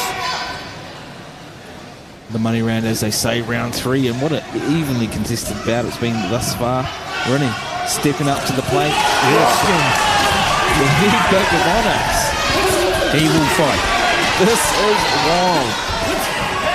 Steve said earlier, though, once Onyx gets sucked up, becomes alive, and maybe that's what he needs from the young Rennie rapid fire here. Well, there's a good nickname. Onyx. There's a good nickname. Rapid fire. Yeah. I mean, I've never seen speed at this weight category like Rennie. I mean, it's phenomenal. I want to see him next year. With another year under Chris. Yeah, he's still a young fella. How old is he now, Steve? He's just not a lot over 20. Yeah.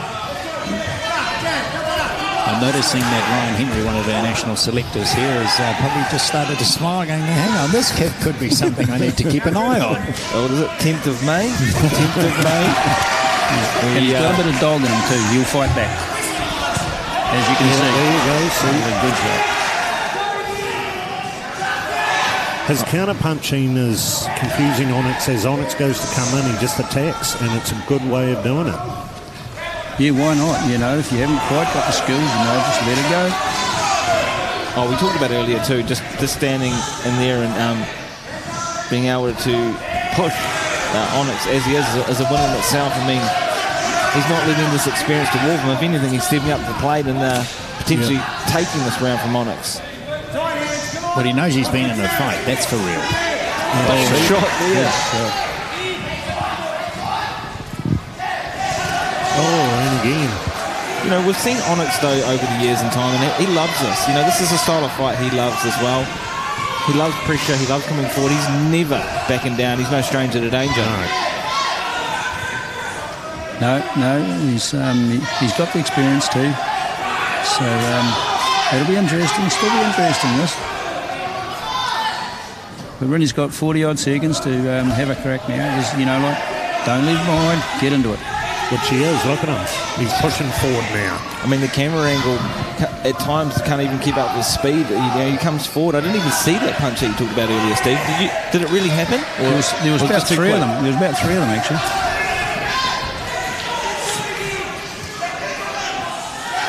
These young fighters just waiting for that final, and I think that'll be just 10 seconds of absolutely explosive punching. Once that clapper goes. Yeah. Here it is. Big shot and both boys must throw him down. And Onyx I actually thought, I'm no professional lip reader, but almost it was like nice. Yeah. Well, just that single word again. I enjoyed that. Yeah, no, it's really good to see the young ones coming through and pushing, and Taranaki boy.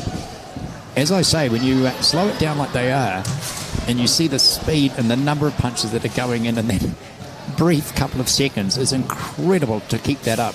I mean, if you want a highlight reel for the amateur boxing champs, just use that. Look at that. I mean, one of the best flurries I've seen in pretty much the whole tournament. Yeah, no, very enjoyable. Very proud of my young nephew. Very proud. All right, well, let's find out how he all got on. Let's jump down to Danny Jonas. Ladies and gentlemen, a round of applause for these 2 young men. That was a great fight, boys. Making the presentation is Mr. Keith Walker, Chairman of Boxing New Zealand, a life member of the New Zealand Referee and Judges Association, life member of Boxing New Zealand, life member of Waikato Boxing Association, past president of Oceania Boxing Association, past vice president of OBA, supervisor for the 2021 New Zealand National Champs, and also in his spare time represented New Zealand at 6 Olympic Games in various officiating positions. Welcome, Keith.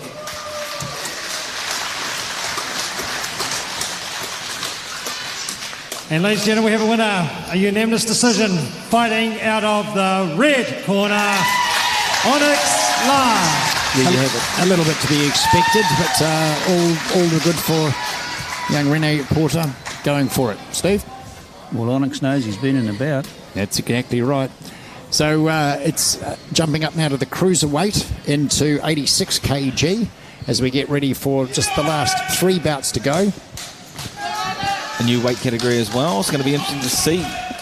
And about time too. It's good to see these new weight categories, isn't it, Ryan? Oh, yeah, and I was just thinking about, I should have actually said to Steve before he walked away from us, I said, these guys that have put this event together, I mean, they've done a wonderful job. They have, yeah. Wanganui Boxing, take my hat off to them. You can tell Steve's a Taranaki man, can't you? Oh, he's not biased by any stretch. Once you're in, what's the expression? Something like, once you're in the Naki, that's it. it. I don't know it because I'm not from there, but... Port Chalmers. Yeah, Port Chalmers, yeah. He's happy to have that belt round him. That's Onyx Lye. What a performance. I mean, Steve alluded to it perfectly in that once Onyx gets sort of touched up, he comes alive and he's a force to reckon with. Yes. Oh, it's, as I said, it's great. Now, this next bout that we're going to get in, this is new. This is the Cruiser 86 kg.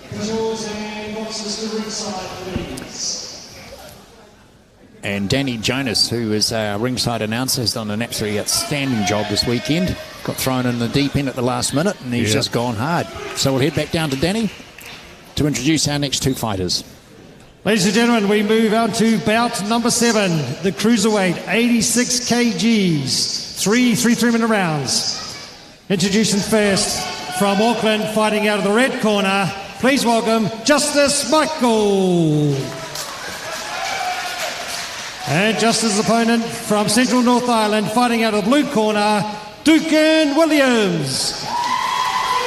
Dukin Williams here in the blue, nicknamed the Kid, out of Balmoral Liga, trained by a legend Lolo Himoli, against opponent there in the red, Stone Cold Justice Michael, training out of Universal Boxing in Rankan.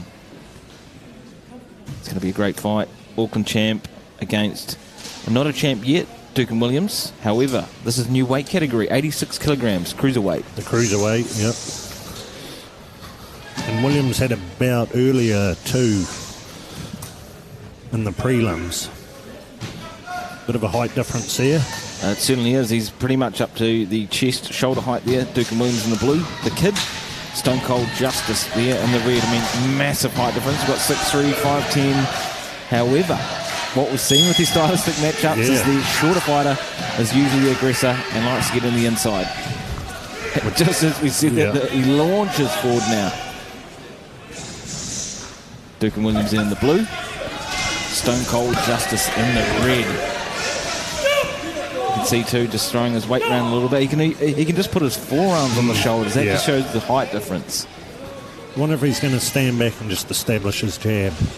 Get that pumping at that height, wouldn't you? Well, you got one at 5'10", and Justice is 6'3", so you know there is quite a. Dukin as well, the southpaw. So we've got a bit of a David Tuitt-esque style here. I mean, going very low there. Pouring that right hand out, keeping that left high. Has to as well against the taller fighter there, Justice Michael. He's keeping that hand out to measure the punch, making him miss. And beautiful to get out of the way of that speed, that looping shot there from Justice Michael. Speedy, the Kid here. Speedy Gonzalez says he can get out of the way all of those shots. And beautiful counter strike there. He dodged and came up with the uppercut. Now he's hunting in on it. And that's where he's got to fight this fight, right there. Taking it to him, the shorter of the two. I mean, yes, the height difference is very apparent. But the Kid, Dukin Williams there in the blue, making up for an explosive power and aggression. Well, that's where Justice needs to establish that jab. Sharp 1-2. Just at range there. He sure does. And, you said it early on in the piece, Ryan. Is he... Oh, Victor. He sure did. He is out. He is a little bit knocked out, I think, or out cold. This isn't good. He just fell over completely. Do you think he fell over and just the body weight actually got him, or is he... That was a The judge is going to have a look at this. No, I don't know whether it was. That was I think they literally shot. just tripped. I might be wrong, but hopefully we'll pick this up in the highlight, in the replay. But I mean, that's why I was startled, because that, Justice goes by the name Stone Cold, but he was put out Stone Cold with that shot from the Kid there in the blue, and is he going to take it forward now and finish this? He knows as well. I mean, but that wasn't a trip. the ref is going to have a bit of trouble here, because I think, did he get clipped, or was it just when they got locked up together? Justice Michael coming back now, though. Well, it just goes to show the raw power of the Kid, Dukin Williams.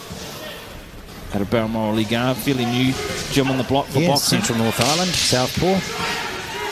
But Lolo Himoli, former New Zealand kickboxing champ, trained many champions, former trainer of Mark Hunt, who has put New Zealand on the map for quite a few bouts around the world, and K1, MMA. It was an interesting doc.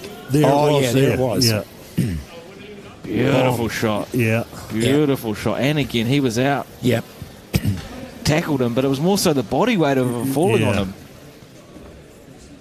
Could have been a smart move. Go down together, hide it, get back up, avoid a count. Well, look, if he hadn't have fell on him, he would have just hit the canvas. Yeah. So Yeah. Tactics, you reckon? I'm not going to say too much, but it was played beautifully in the fact that he fell on him and he couldn't get out. It was almost like a rugby tackle. You see in the league at times when they're trying to get up from the tackle, and then the kid, Dukin Williams, was trying to get up quick, smart, because he knew he rocked him. Yeah. But Justice fell on him. So hey, Seconds out. Yeah, and I think Justice, as he went, I think he was probably holding on, going, ouch. I'll try and sort of... Because he would have been given a standing 8 for that. I think so, yeah. If he'd gone down, definitely, without the tackle. Yeah, and I think that our referee, Peter George, and I think he was just a bit blinded in where his physical position was. I don't think he saw... We've got to remember too, as strong as the kid is, that was dead weight. So he basically just fell on him. Yeah. Whether it was intentional or unintentional, it's pretty hard to hold up the body there of Justice Michael. Absolutely. When you've got that forward momentum and you're going, it's pretty hard to stop. But in saying that, for him to be rocked like that and fall down and still continue on now, he's probably just the fog's probably slightly clearing. He still will have a bit of, I guess, muddlement around the brain. He will be feeling a bit dizzy still, but good on him for recovering and getting back into this round now. Yeah, well, Justice Michael, he'll be sitting there going, right, I don't want to get in too close. I'm going to use my height advantage. That reach is going to come into play, otherwise he's going to get clipped again. Well, where he's standing now is a good range. Just as you see get clipped again, Justice Michael clipped Dukin Williams. Just at that right range now. And he's using that range. This is what he should have been doing from the get-go. He's a taller fighter. He can get into the corner. A great job here from Justice Michael. Well, if you're just out of range, by the time Blue steps in, it gives him a fraction of a second just to be able to step back. That half step. Yeah. But as you say, Isaac, he's had that clip. It's probably just a little fuzzy, but maybe cleared now. But he'll be quite aware that if he goes in there too close, he's going to get another one, and it could be... Well, I mean, this is one of the first sort of KOs unofficially that we've seen of the tournament, and what a one it was. And not only that, but as I said, for Justice Michael to get back up and be fighting like nothing happened is remarkable in itself, because I've seen people get clipped like that and not get up. Yeah.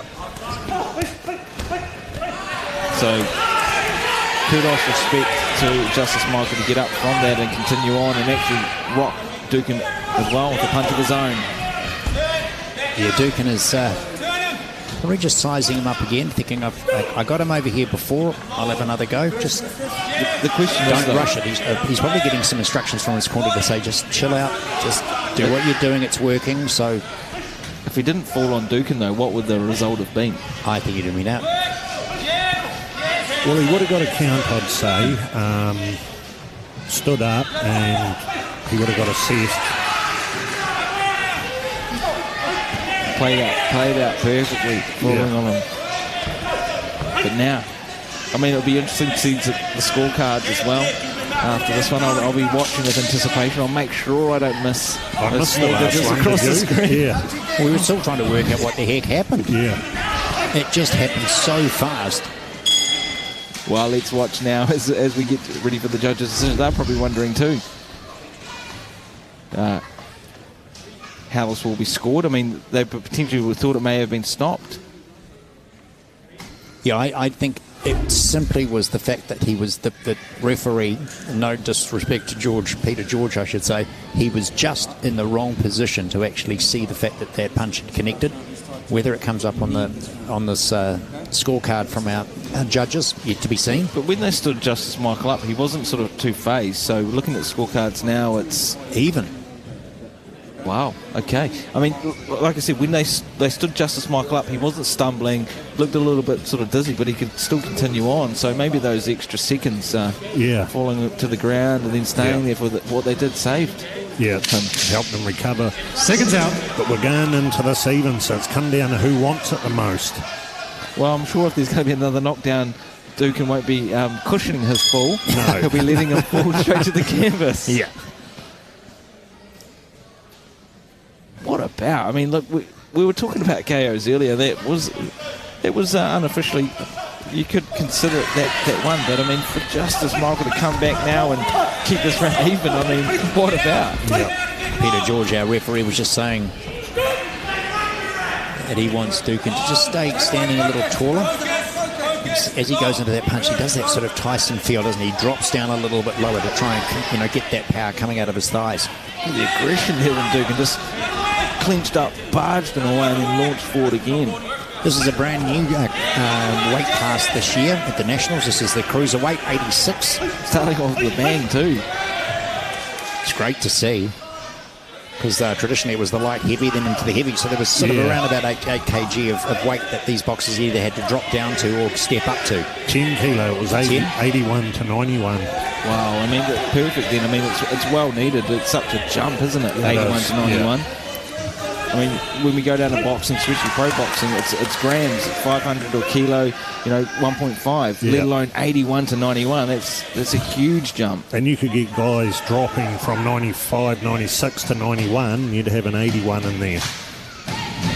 So by the time the fight day comes, you're back up in weight.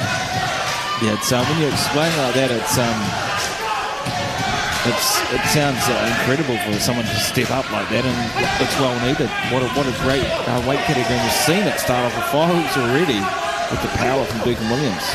Well, Justice Michael has recovered well from that little first round incident. Oh, we've seen it all, haven't we? I mean, from the female bouts, 3 in a row, new champs to a new weight category, to almost KO. I mean, it's all on tonight here in the finals. Yeah, less than a minute to go in this, and it's going to come down to the wire. It's fairly even round at the moment. I'd say, though, that anyone in this weight category will be on notice after seeing Dukin Williams. Oh, yeah. Good body there, good body shot. Justice comes back.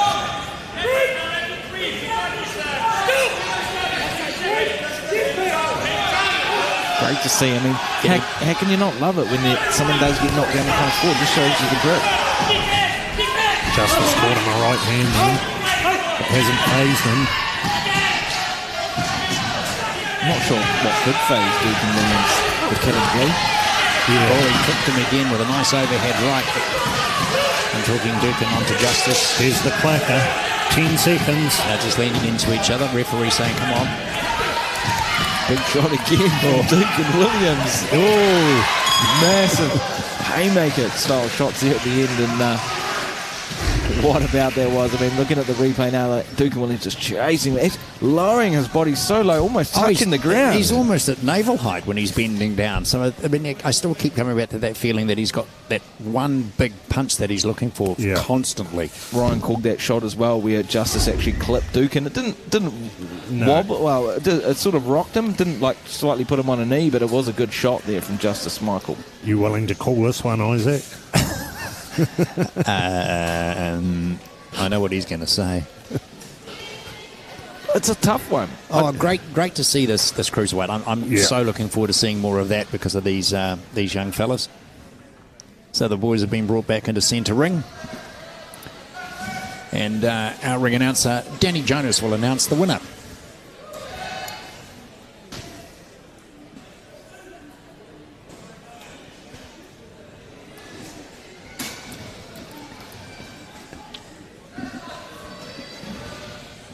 Ladies and gentlemen, we'd like to introduce Billy Meehan to make the next presentation. Billy, 9 times New Zealand featherweight champ, past Jamison belt holder, past silver medalist for the Commonwealth champs, president of the New Zealand Boxing Coaches Association, life member of the New Zealand Boxers Coach Association, IBA Star 3 coach, and Boxing NZ head coach. Ladies and gentlemen, we have a split decision. And the New Zealand champ for 2021, fighting out of the blue corner, Dukin Williams. Wow. You have it, the kid, Dukin Williams. I was just about to call that, but I think you cut me off. I've got it. You know, that was the first time I was going to be right. We've got nicknames for boxers. We've got a new one for you. It's going to be called Picket. You know, I mean, or Fence or something along those lines. Barbed wire. Roller on the fence. What about barbed wire? Roller on the fence. Hey, what a performance though there too from Dukin. Unbelievable. And there was that sense, the feeling that he had that continued power that he just was kept hunting. But brilliant. Absolutely. I'd have to say that the highlight for me this weekend was that bout there. Yeah. I thought that Well, was Justice stunning. Michael too, getting up from that shot and then taking it to him, almost taking it. And we've got 2 exciting bouts to go. We've got a heavyweight clash and a super heavyweight clash to finish the night off. How good are these going to be? This is going to be brilliant. Let's find out. Danny Jonas will introduce our next 2 boxers to the ring. Officials, boxers to the ringside, please.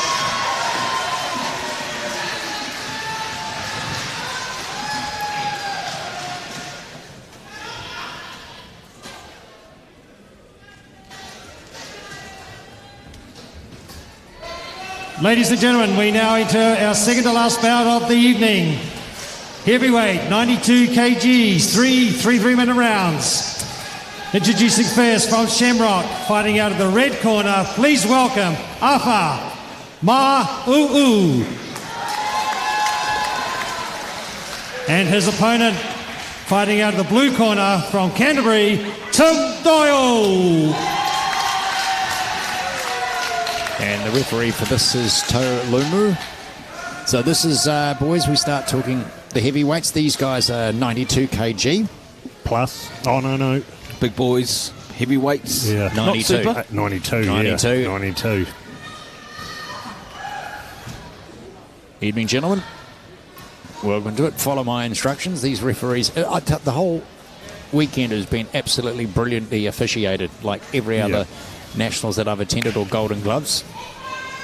Look out too, this is a Canterbury fighter. Oh, yeah. Papanui, so the crowd will be going wild. Where are the crowd for the Canterbury? I think that they got demoted to the back area. Oh, have they?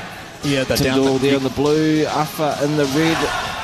Big boys. I mean, we saw some big shots, some fireworks in the 86 Cruiser. These boys are going up 6 kilograms from the weight category before. So expect even more fireworks and bombs in this bout.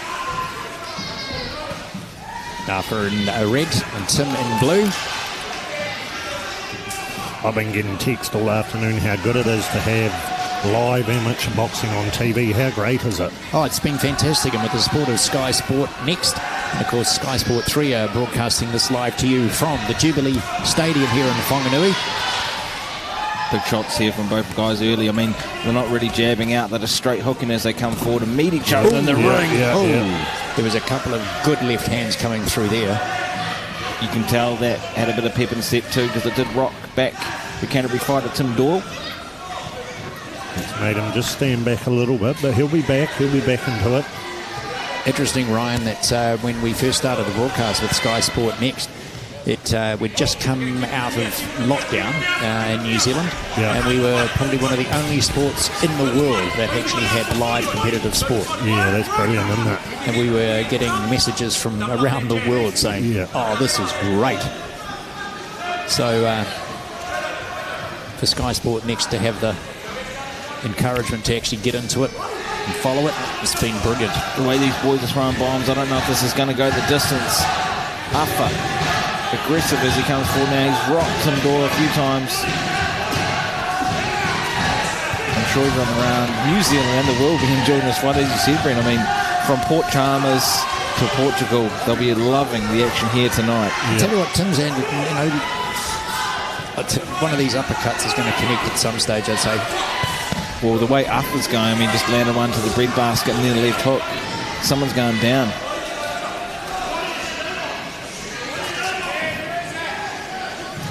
Mayhem Boxing Gym, Afa's fighting out of, trained by Terry Batchelor. There it is. His wee right hand just snuck in. Big shots from Afa. This is coming forward now, throwing those hooks.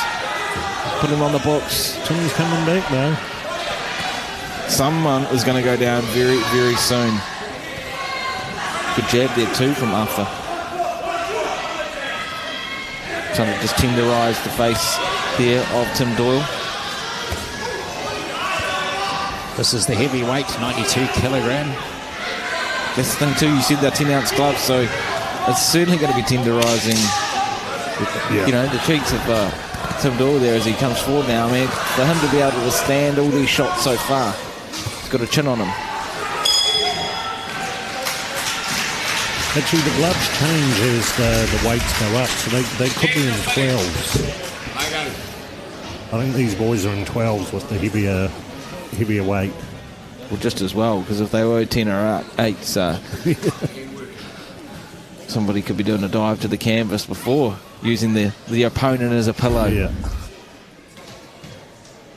So you take him here, you take him here. You got it? So you're in Terry Reed actually probably offering some words of wisdom, but everything he's doing so far is pretty good. So what do you reckon, Pickett? Who's going to start this one?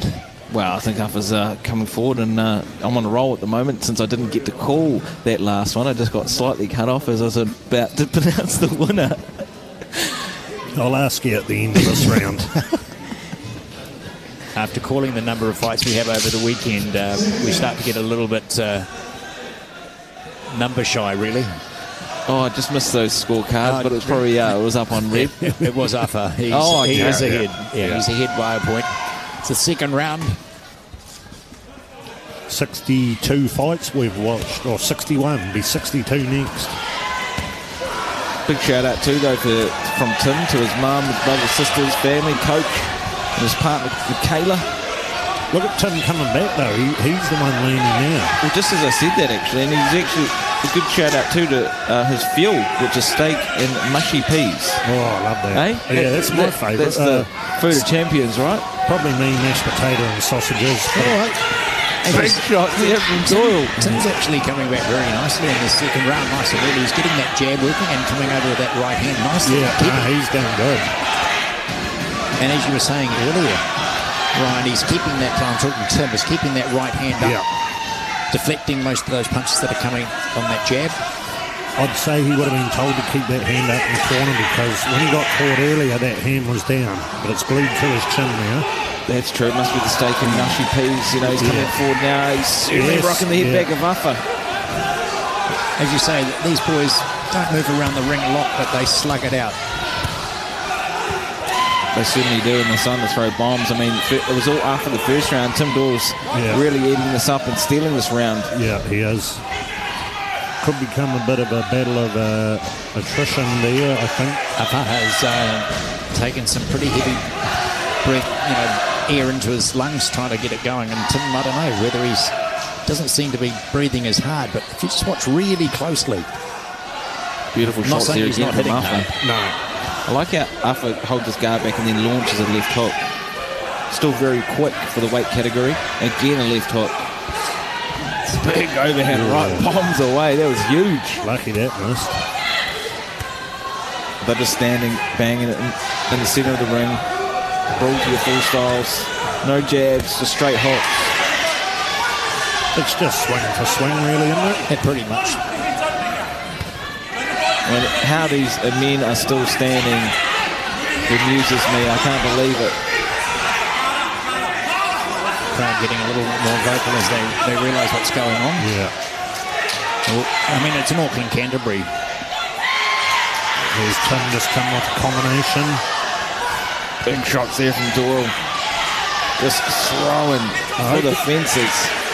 I hope they're biting down on the mouth guards, because they will need mushy peas otherwise for a while, wouldn't they? Well, they won't know a very friendly orthodontist that'll save them some money.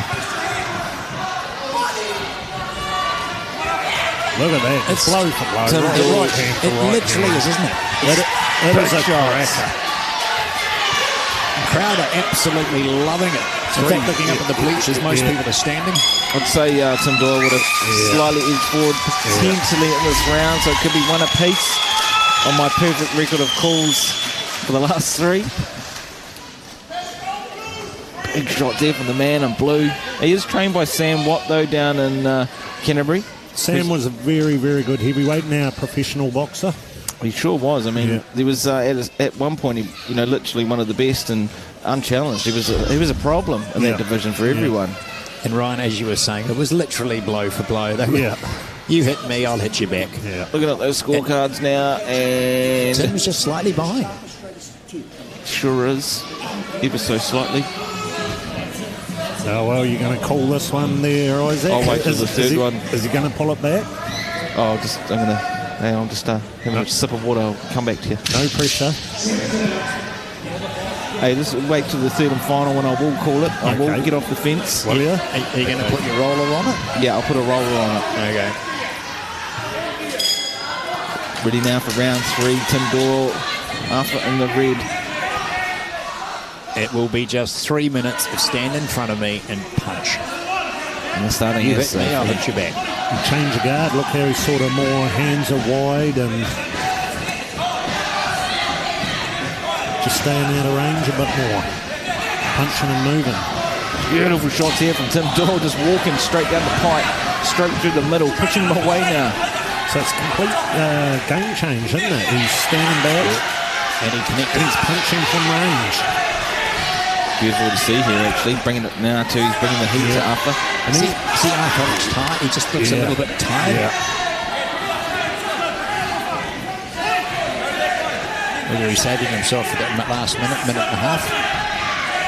Good high guard too, still holding that guard high. Tim Doyle, just, he's noticed some of the power of those hooks from Arthur. Doesn't want to get clipped. Just as I said that, Arthur comes through. Big shot. Yes. Couple went straight over the top. Told me not get too close, he might get clipped himself. Oh, that's the problem, isn't it? It wouldn't be the first time we've seen a ref get scone.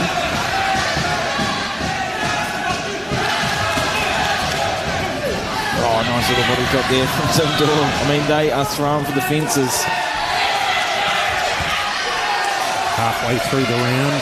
Big shot again from Arthur. Certainly bombs away as they throw down now. Just on a minute and a half to go. I'd rather be commentating than judging this one, I have to say. Yeah, just swinging there. Yeah, the arms are sort of flailing around, but when they do connect it. A couple of the punches you can actually almost, we're quite a distance away from the ring. You can actually sort of hear them through our headsets. Number of boys, 92, Keg, and they'll certainly be feeling it tomorrow, especially those body shots. So just on a minute to go in round number 3. Amazing performance here from these 92-kilogram fighters, and this is why this is the elite of the elite. Someone will walk away a champion. Oh, no. Put all the level low. Yeah. Big shot there from Arthur. Tim answers back. Returns the favour. Nice Beautiful uppercut. Just a wee inside uppercut. There's no guard on either of them now. None of them have got their hands up. No. Crowd are on their feet. They're going crazy. To go. Crowd are absolutely loving this. Who wants this more? Who's going to throw it down in the 10 seconds? I hate to see when the clapper goes. There it is. It is on. Bombs away as they throw down now 5 seconds.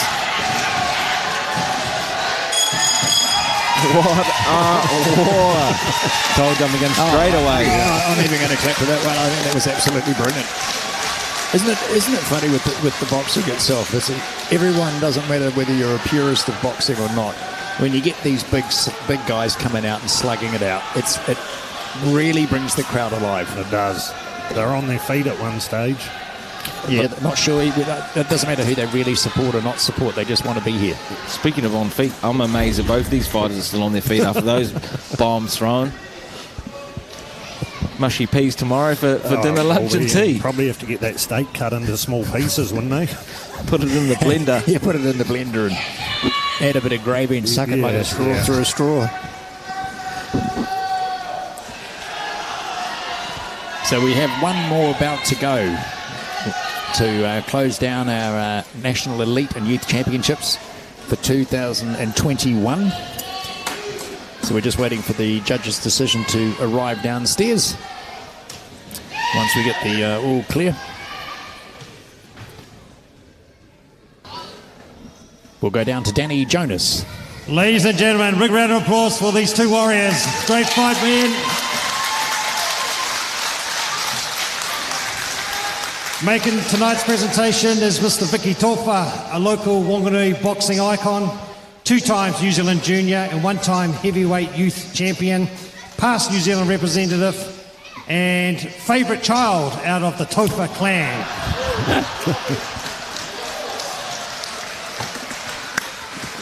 Ladies and gentlemen, we have a split decision.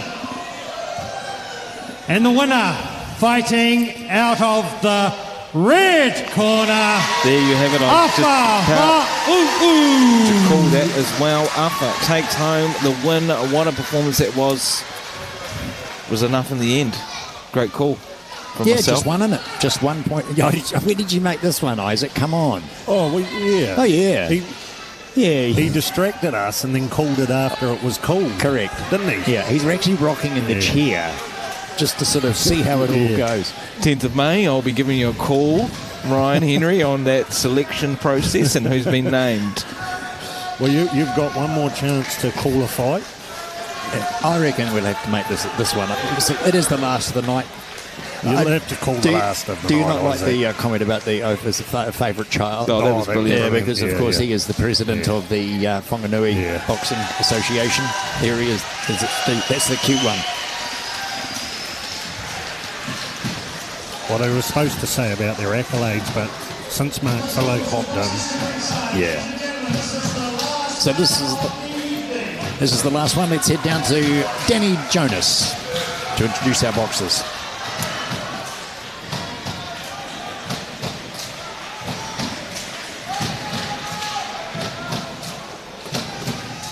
Ladies and gentlemen, bout number 9, final bout of the Nationals for 2021. This is the super heavyweight 92 kg plus. Introducing first from Auckland, fighting out of the blue corner, Roma Crichton.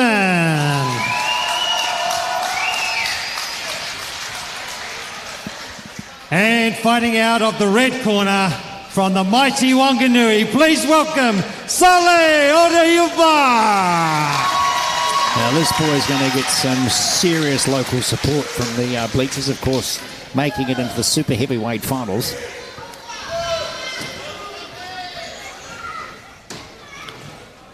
Slight height difference here as we get ready now for the big boys super heavyweights, 92 plus. Saleh is out of the River City Boxing Club here in Wanganui. And Roma from the Art of Boxing in Auckland. Pretty much the same in height, 6 foot, 6'1", and very similar in bouts as well. Saleh 10 and Roma 11. So let's see how these boys get in and mix it up. Roma Crichton, very experienced. He's got the power. Let's see if he can take it to Saleh quite early. Big shots again. I mean, way they're throwing shots this early on the round. I don't know how long this is going to go. As David Hayes says, you don't get paid for overtime. look at that camera angle right there. Isn't it absolutely stunning? Big shot again. Roma puts down Saleh. That's our first knockdown of this year's competition. First the referee's knockdown. going to have a really close look at that. Come forward. Stop there. Big shot from Roma. He's going in for the kill now. He knows he's got it.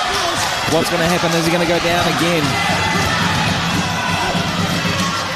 If he's not counter-bunching. Big shot again from Roma. He's still in there. Roma will have to do a good job too of getting out the way when he falls down. And you can blow yourself out throwing shots like this as well. Yeah, But I don't think he's going to. I don't think so either, and he's also been connecting quite heavily. Like he's not missing too many because it's a big target that he's got to aim for. And Saleh's a big boy. Raging Roma coming forward now.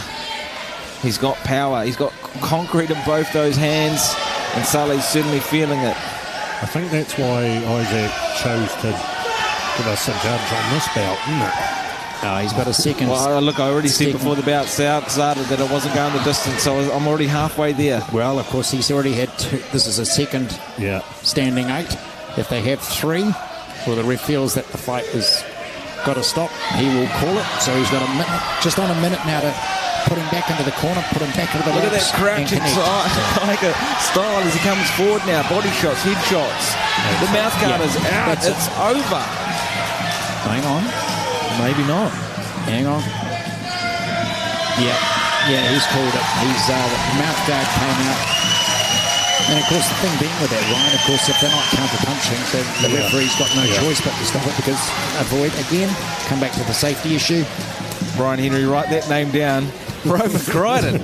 He's on his way. What a performance, though. I mean, putting all that aside, that was exciting. What a way to finish the tournament. That's what people come to watch, isn't it? These big boys getting out there and doing it. Take nothing away from Sully. I mean, most mere mortals would not have even put up one of those punches, let alone three. Yeah. And he was trying to counter-punch back, but it was really just swinging, and that's the problem. Swinging in between, you will get caught if you're not trying to punch back accurately. Well, that first knockdown earlier in the round, it was just a flurry of punches that just he could not counter, and here we go on the second one. Yeah. Or the third, sorry. Mouth guards out. So we'll head down to our ring announcer for the last time, Danny Jonas.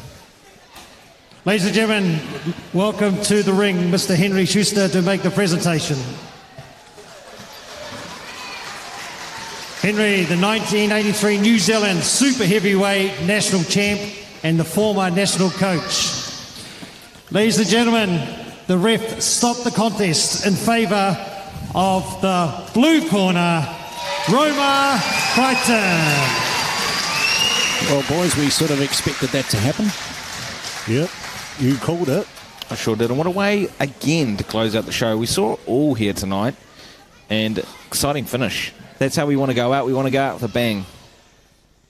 Well, you certainly got that, is for sure, with the super heavyweight.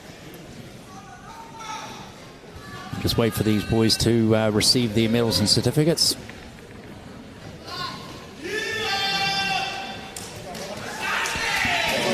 And he should enjoy the moment, that is for sure. Well, of course, that brings us to the close of this one, boys, for another year. Well, for at least for this part of the year, because, of course, we have been saying 2021 with the Nationals. And all going well, we'll be back, hopefully, here in Wanganui for the 2022, because we've got to catch up because of the 1 year of COVID. Never mind, it's done and dusted. But we've got to make a couple of thank yous. Of course, one to you, Isaac, for making your way down from Auckland for this event. And Ryan, from you, appreciate your energy for getting up, and also good luck with the selections. Don't forget, let him know first. Let us know here at Sky who's actually been selected for the Commonwealth Games. A big shout out to all the volunteers and all the people that have been facilitating this, to our camera crew, all of the guys behind the scenes from the Jubilee Stadium. I'm Brent Perry. Of course, Isaac Savage sitting beside me. We'll say a very good night to you all.